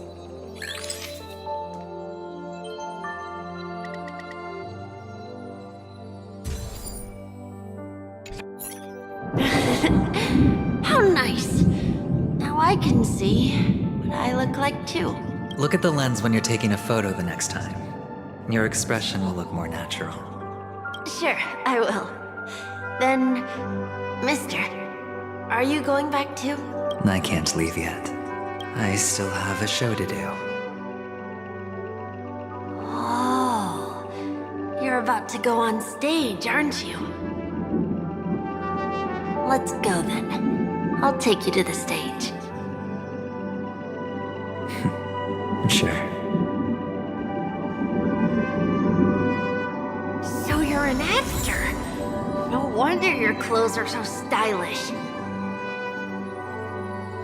I'm actually a merchant. But I do have a show to do. Are you the same as those men in black in the sky? But you're not wearing black. Only ordinary employees have to wear that. My position is much higher than theirs. Awesome. I hope I can become as good looking as you when I grow up. Of course you can. You'll be better and stronger than me.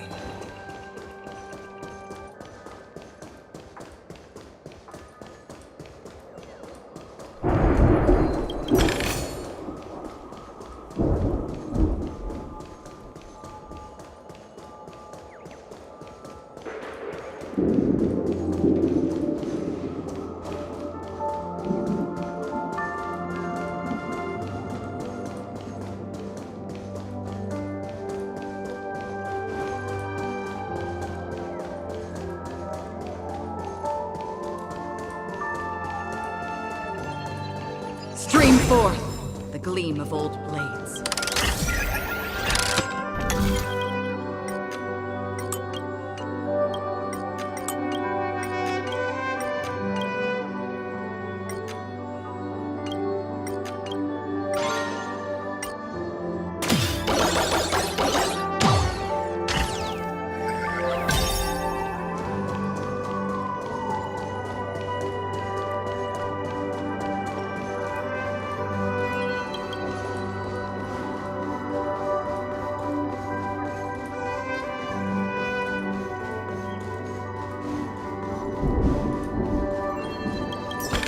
A little something for everyone.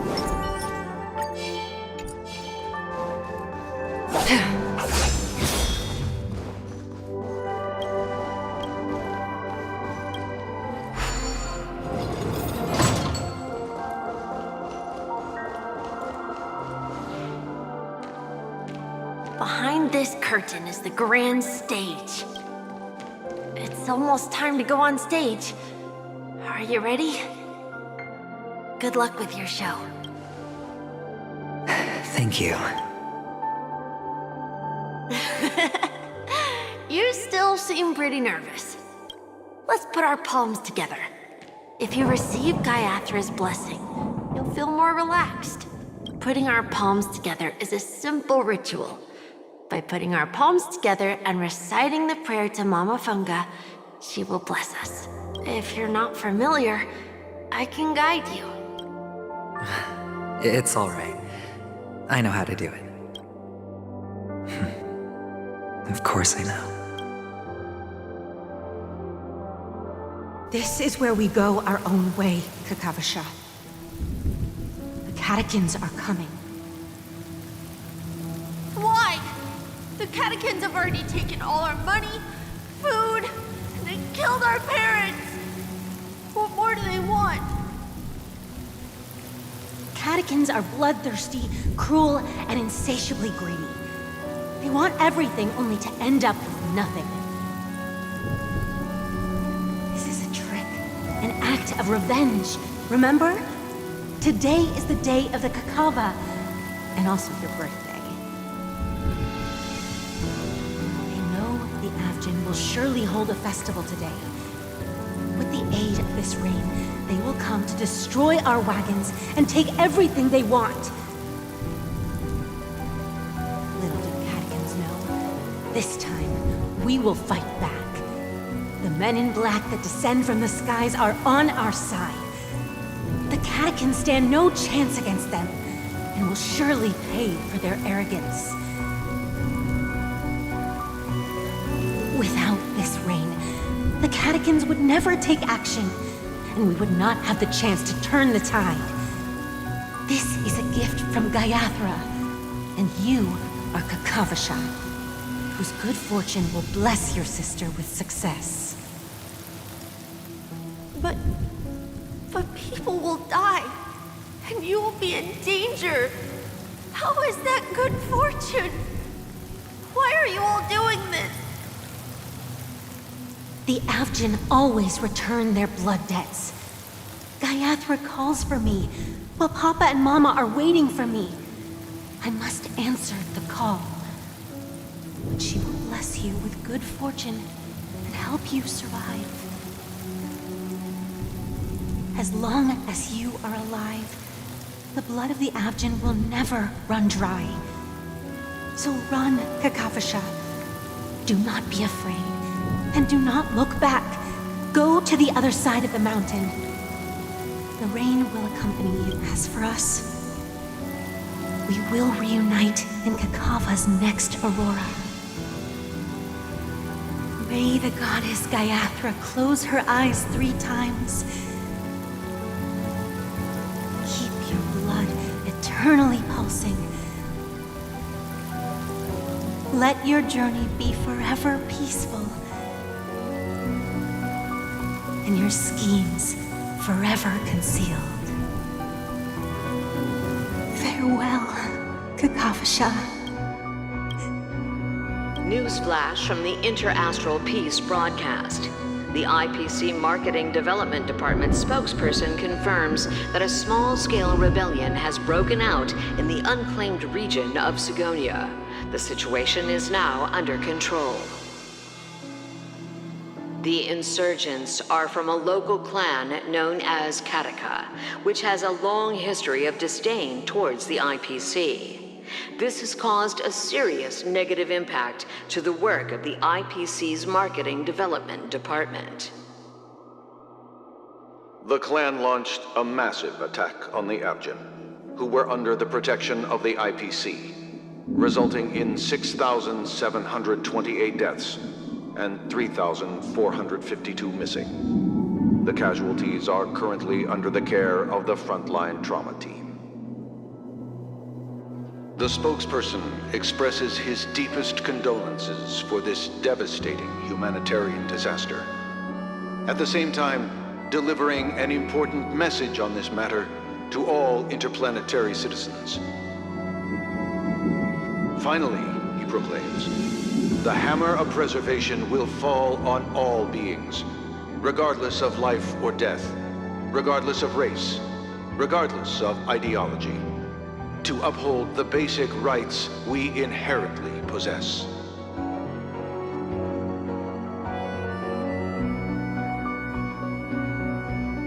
Kakavasha?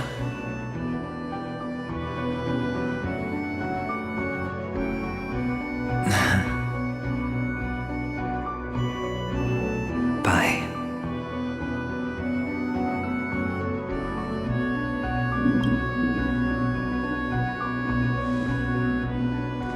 Okay. All the actors are in place. It's time for the show to begin.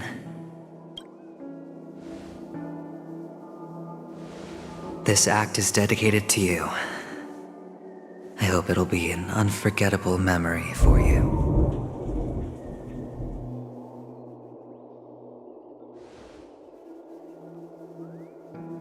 Kakavasha. By the way, before you go, I have a personal question. Do you truly want to destroy the world with your own hands? Let's assume, just assuming now, that every time I roll the dice, there's a possibility of achieving this particular outcome. Then I would be quite happy to make that wager.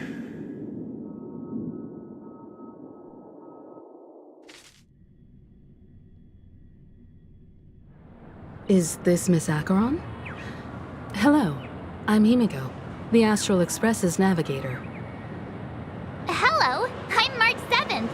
I'm sure she needs no introduction, as you definitely know her.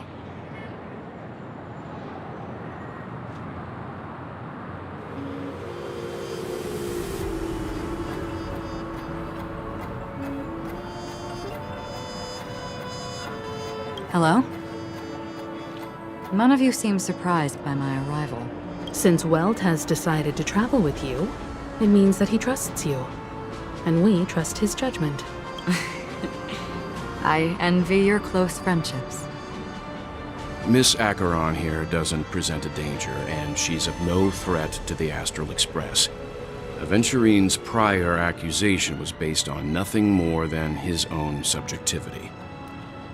Which is why, before we continue working together, he has a duty to explain himself. You want to create a situation where all three parties are present? There must be some deeper meaning behind Aventurine's actions. I suspect he's been aware of Penacony's secret from the beginning and has been continuously strategizing to unveil it. In that sense, the Astral Express's role in his plans would be imperative. In the worst-case scenario, he may use us to do something unexpected. Assuming things do escalate to that stage, having an extra ally is a good insurance policy. Penacony has numerous factions, and the state of affairs is significantly more intricate than that of Bellabog and the Xianzhou.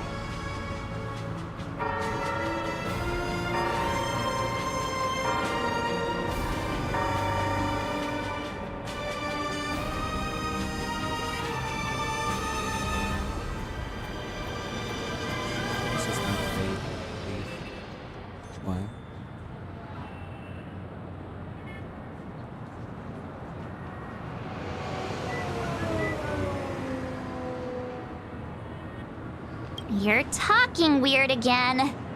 But it's a good vibe. No matter what, we can't ignore the safety of Penacony. To solve the mystery of the Watchmaker, it is crucial to get the IPC's intel.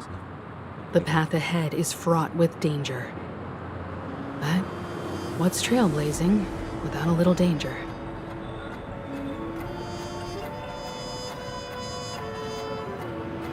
Sounds like we've reached a consensus.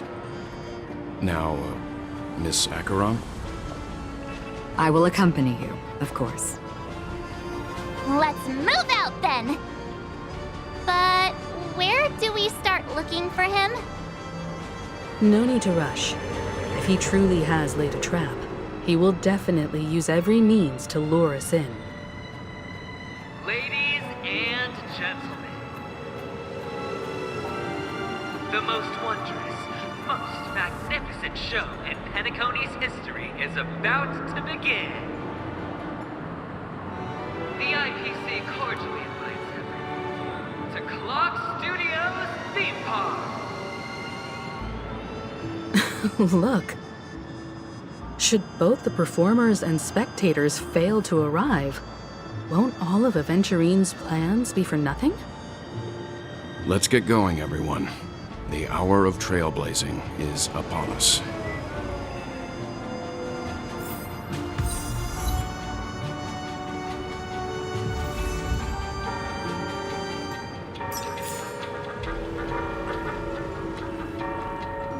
I have a bad feeling that something big's gonna go down. Are you ready?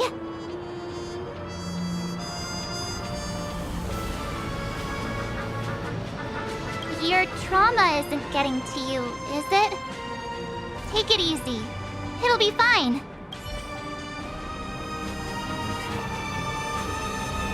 I am gonna finish it today. No matter what.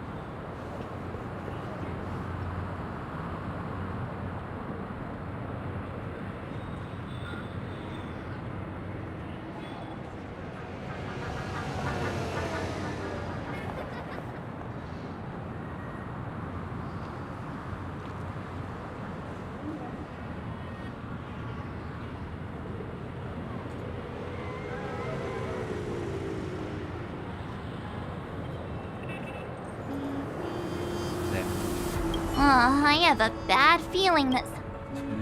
Let's waste no time and head to... Mr. Yang.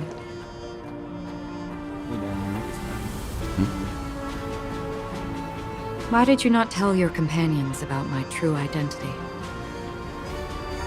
It's just like you said, an inability rather than an unwillingness.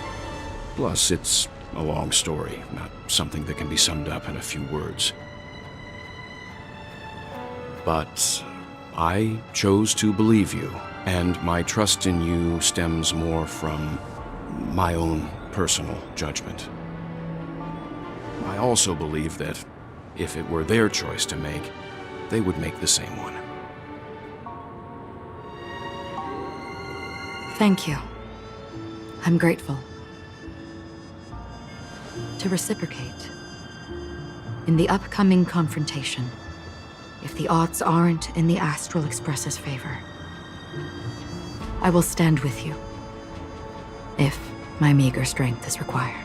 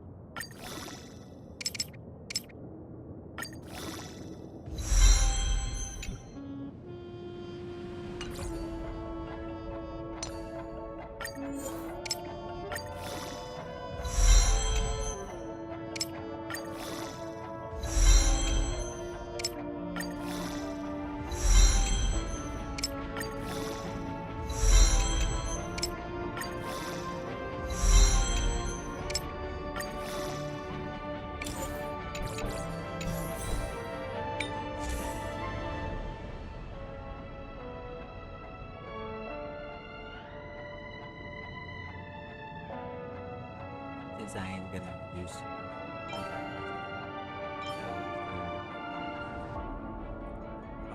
rope and speed. Oh, that is perfect. That is just perfect for her. Damn. So that was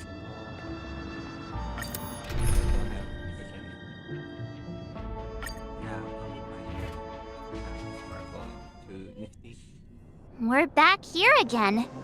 Aventurine actually chose a really conspicuous location. That guy's really taking it to a whole new level. Does he really think he's a superstar or something? Not a soul in sight. The hounds drove out the visitors, and now their whereabouts are unknown too. Everyone, pay attention. The other party has obviously come prepared.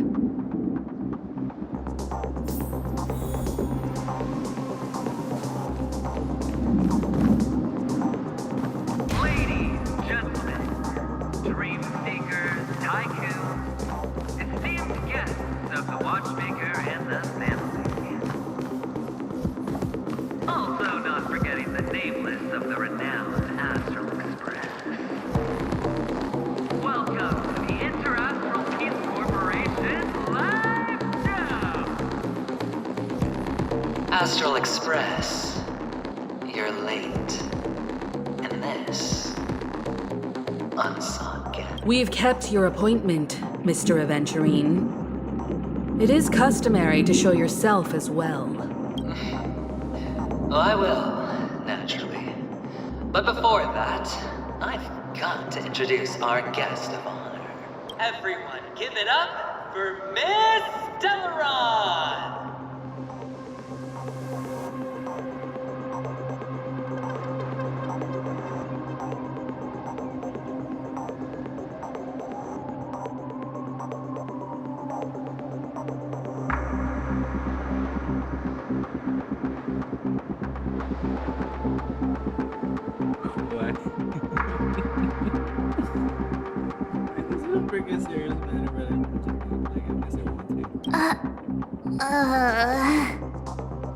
Let me remind you that in all likelihood, this stage and her identity have nothing to do with the wanted murderer.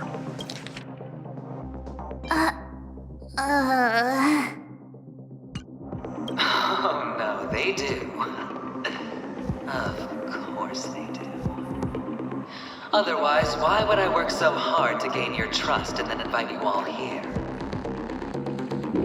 Because she's the only one who saw all 3 homicides.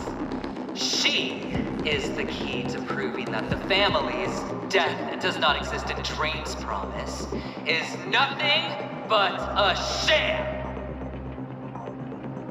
3 homicides? That's right, madam. The 3rd one is about to happen right now, right here, in Clock Studios theme park.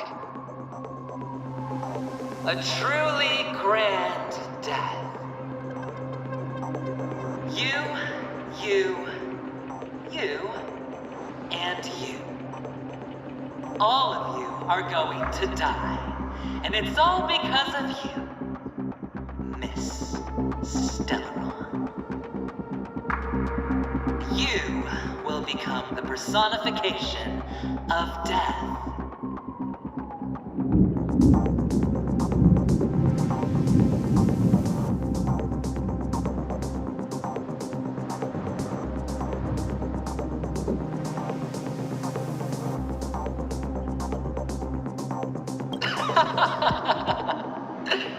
I thought my intent was crystal clear.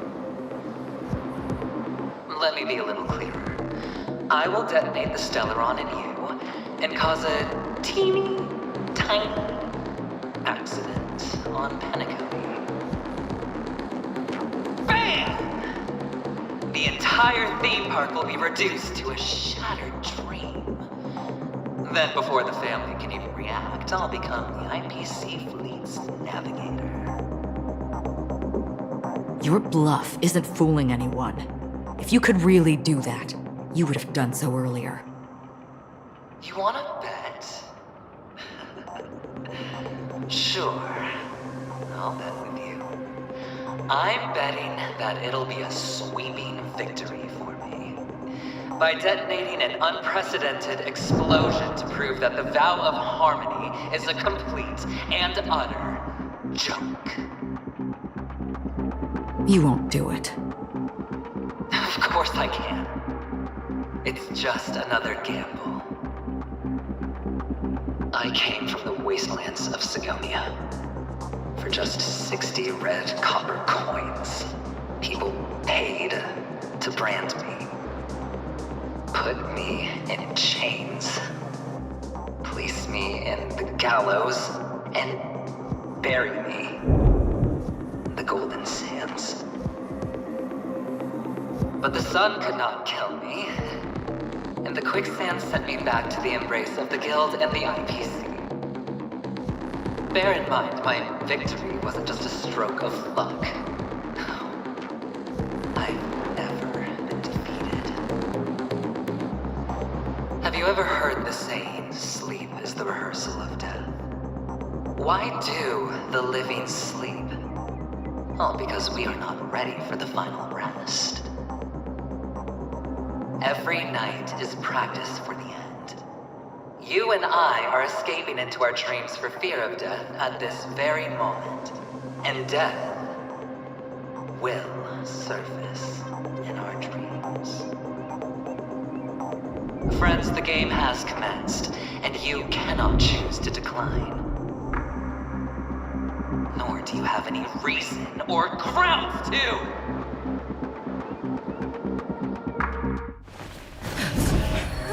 The dice are cast. Ladies and gentlemen, ready to unveil your cards? The architect's flawed stone. Of no value at all. I'm putting down the bet. I'm taking the gamble. I'm claiming the win. Oh, and fate spin the wheel, a daring gamble. Walking the brink of death for rebirth. Oh, for the Emperor Lord! All right. Let's see who has the last laugh. Let the game begin!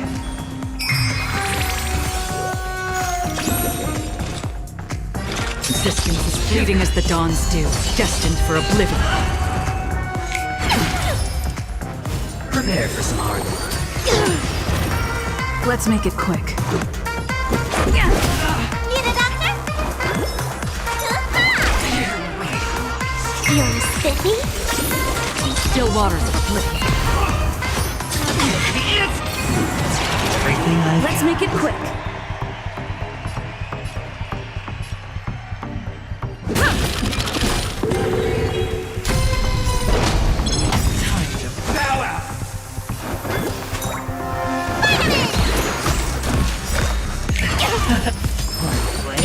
Down from above. Destined for oblivion. You're riding a lucky streak.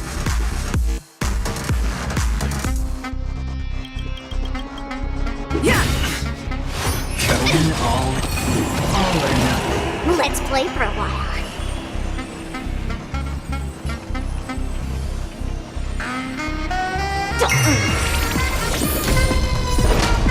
Done playing prima donna. Can I finish my nap first? Let's play hide and seek. Can you find the answer? Time punching your prescription! Much better. Rules are made to be broken. You're riding a lucky streak. Still waters of oblivion. This is our chance. I'll go easy this time. Feeling spiffy? There's no... Prepare for some. Another journey begins, destined for oblivion. Let's go.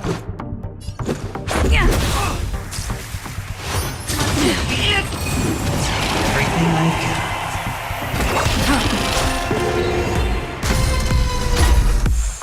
Let me tend your wound. Don't worry, Let's play it's just for a scrape. Down from above. Free will, still waters of oblivion. Need a doctor?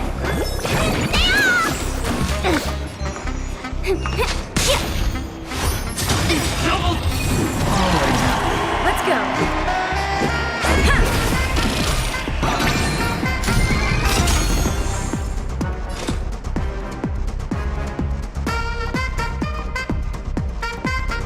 Let's play. Can you find the answer? Rules are made to be broken. Destined for oblivion. I'll go easy this time. Let me tend your wounds. Finally! Prepare for some. You'll eventually rescue me. Everything I've got.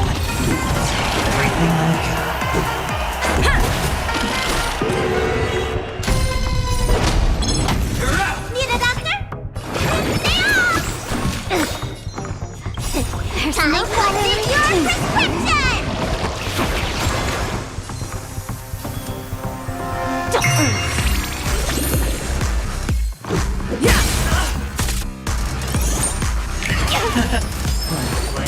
Down from above.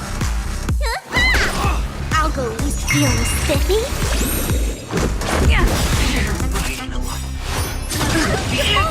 Rules are made to be broken. Let's play. Can you find the answer?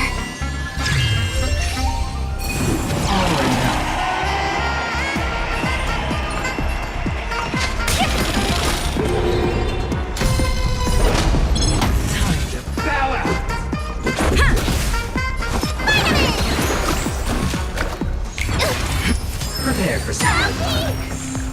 Let's play for a while. Let me tell you. There's no power like teamwork. Everything I've I'll go easy this.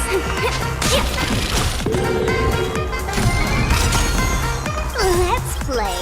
Can you find the answer? What's in your prescription? There's no power like team.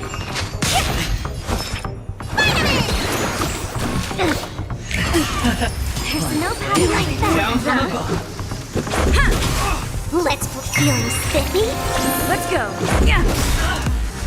Going all in. Rules are made to be broken. You don't look so good.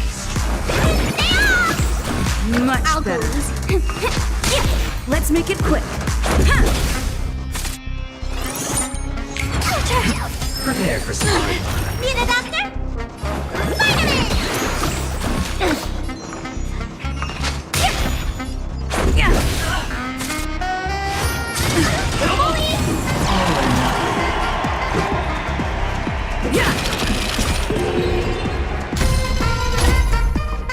I'll go easy this time.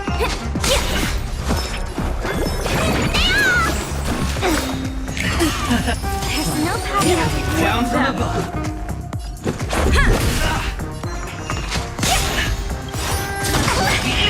Let's play hide it. Can you find the answer?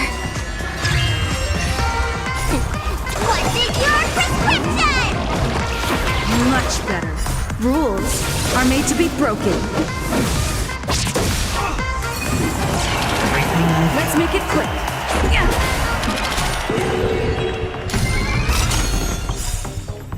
Rules are made to be broken. Let me tend your wound. Much Let's better. play for a while. Prepare for some.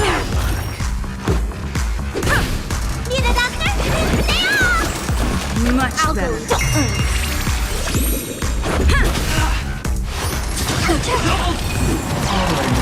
Let's make it quick.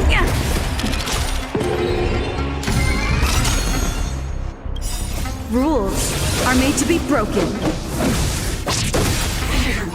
Did that hurt? Let me tend your wounds. Vitamin! There's no power like team power. Down from above. Just scratch. Everything I've got. Rules are made to be broken. I'll go easy this time. What's in your prescription? Much better. Just a scratch. Prepare for something. Let's play for a while. Much better. Let's play. Can you find the answer? All or nothing.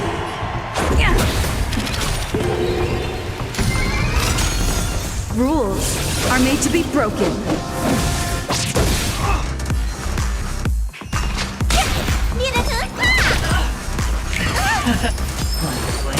Down from above. I'll go easy this time.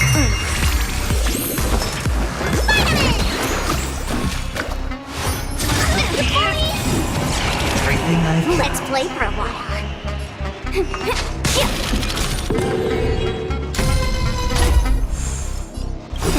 Time what's in your prescription! Much better. I'll go easy this time. Feeling spiffy? Prepare for something. This is our chance. Let's make it quick. Just a scratch. Down Need from a above. doctor? Let's play for a while. Let's play. Can you find the answer? Rules are made to be broken.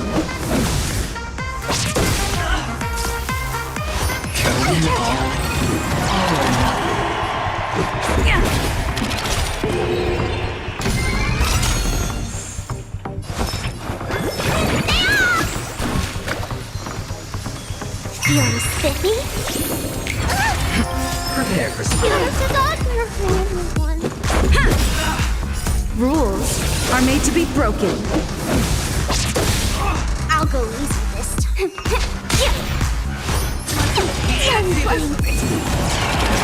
Let's go. Rules are made to be broken.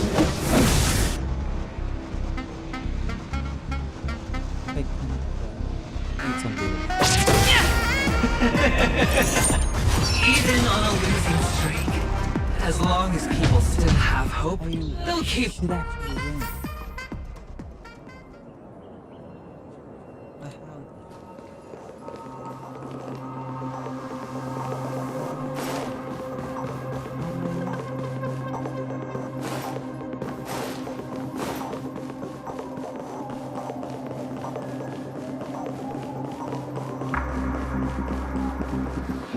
Astral Express. We've kept your... Everyone, give it up. Let me remind you. Because she... 3? That's right. A truly you will...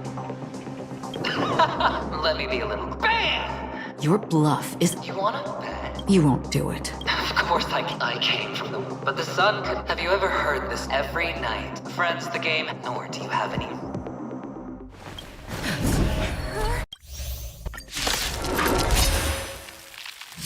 All right. Let's see who has the last laugh. Let the game begin!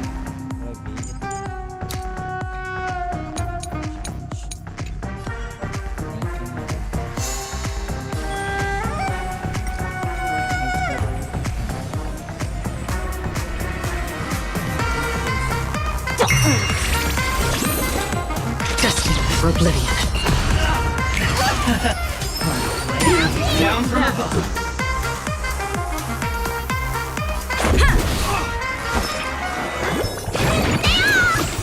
Don't worry, Let's it's play just for a a scrape. Going all or nothing. Still waters of oblivion. Let's make it quick. I weep for the departed. It too shall fall. Yeah. Let me think. Vitamin! Prepare for some. Like that, huh? Free will.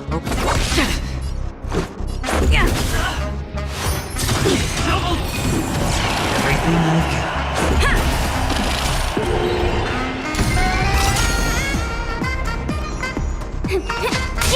Need a doctor?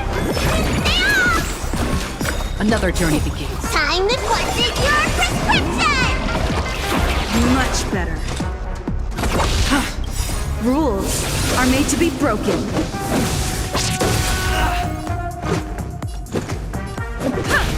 Let's play for a while. Feeling spiffy? Let me pen your wounds. Vitamin! Let's play. Can you find the answer?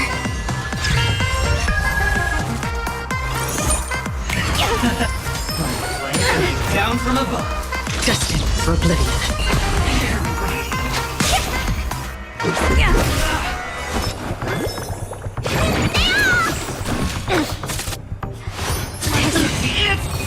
All or nothing.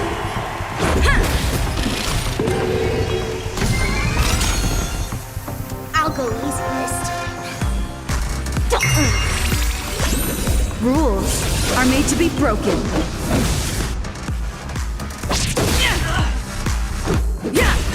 Free will. Still waters of oblivion. Prepare for some. Need a doctor? Let's. Going all. Everything I've got.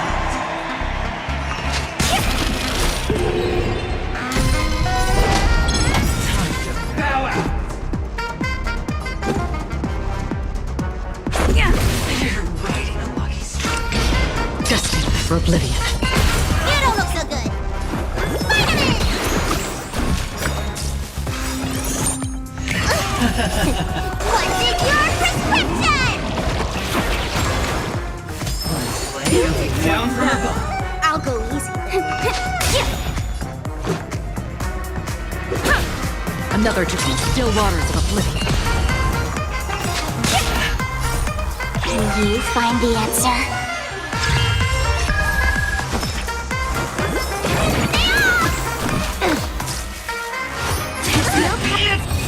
All or nothing.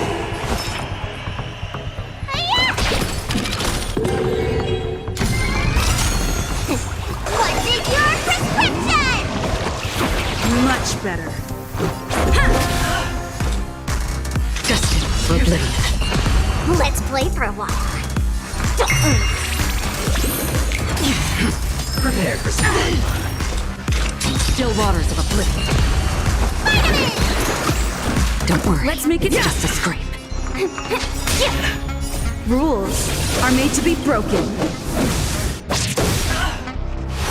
Going all. Everything I've got.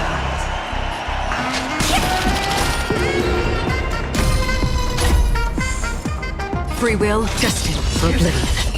You don't look so good. Let's go.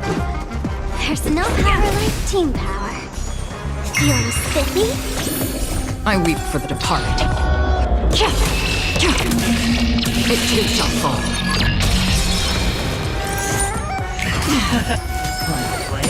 Down from.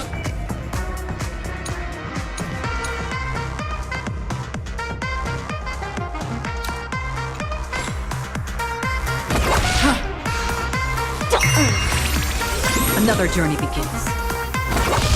Let's make it. Don't worry, it's just a scrape.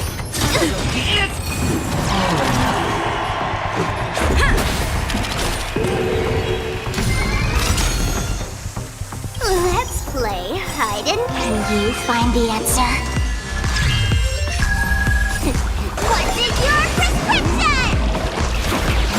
better. Rules are made to be broken. Feeling spiffy? Free will, still waters of oblivion. Let's go. Yeah. Prepare for More than that. I'll go. everything I Let me pet your wound.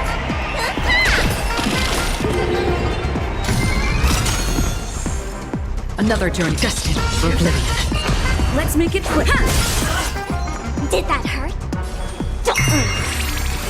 Free will, or was it still waters of oblivion? What's in your prescription? Don't worry, it's just a scrape. Down from above.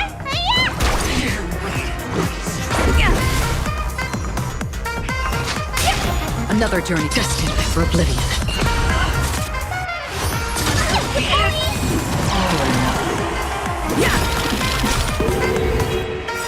Rules are made to be broken.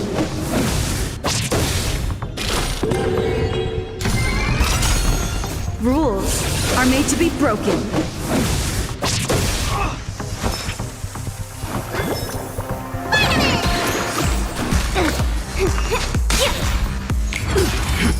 prepare for some.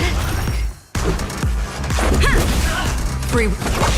Let's play for a while. Let me pet your wound. Can you find the answer?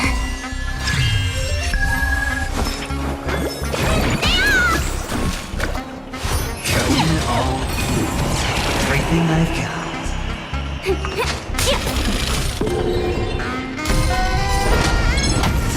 Let's make it. Yeah. Another still waters of oblivion. Down from above. I'll go easy this time.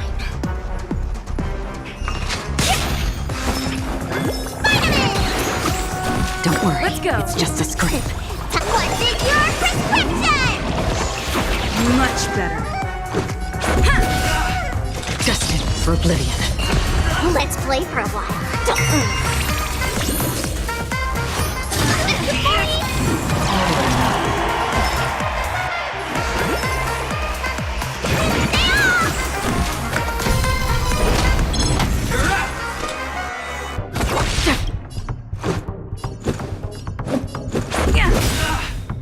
Just a scratch. Rules are made to be broken.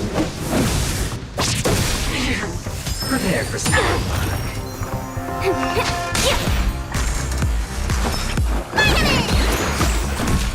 Free will. Let's make it quick.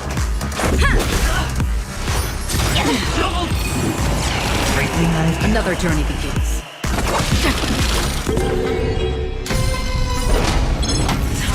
Let's play. Can you find the answer?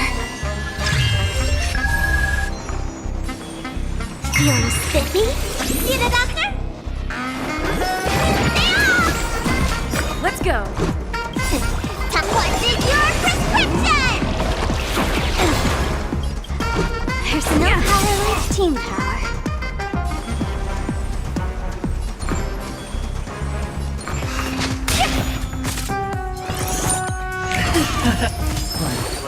Down from above. Still waters of oblivion. I weep for the departed. It too shall fall. Even on a losing streak, as long as you will still have hope, I'll keep throwing money on the table. The chance, how small. The potential is what you hang on to. That's what justifies the gamble. Let me pet your wounds.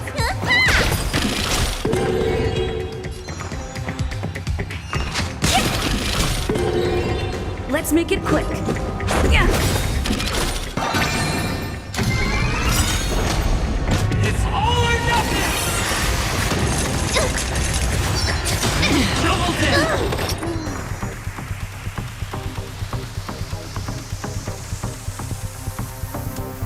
Let's play hide and seek. 1,000 faces in 1,000 places. Can you find the answer? Rules are made to be broken.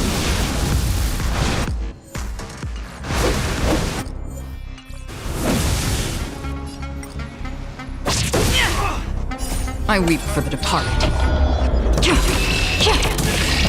It too shall fall. Let's pick it up a notch. Free will, or was it on the still waters of oblivion?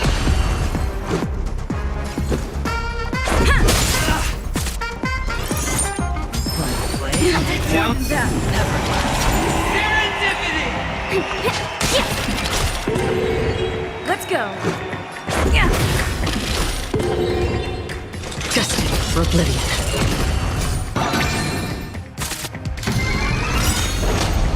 It's all or nothing! Done playing for today. Rules are made to be broken.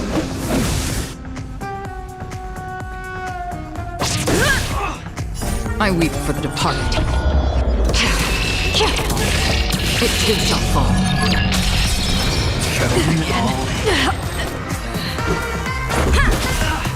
Prepare for some hard fun. Let's make it quick.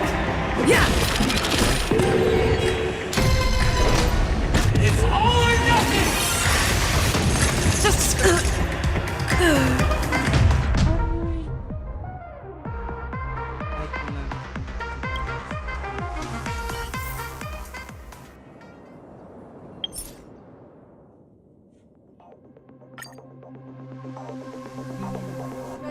I'm gonna continue this one. this haven of memories. Every touch, every moment is like a thorned rose.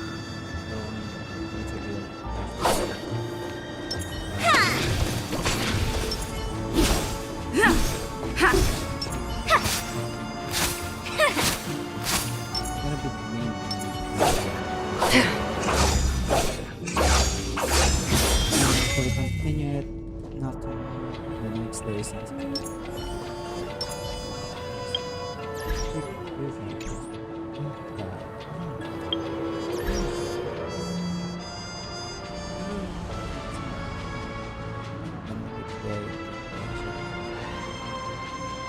not sure when because the levels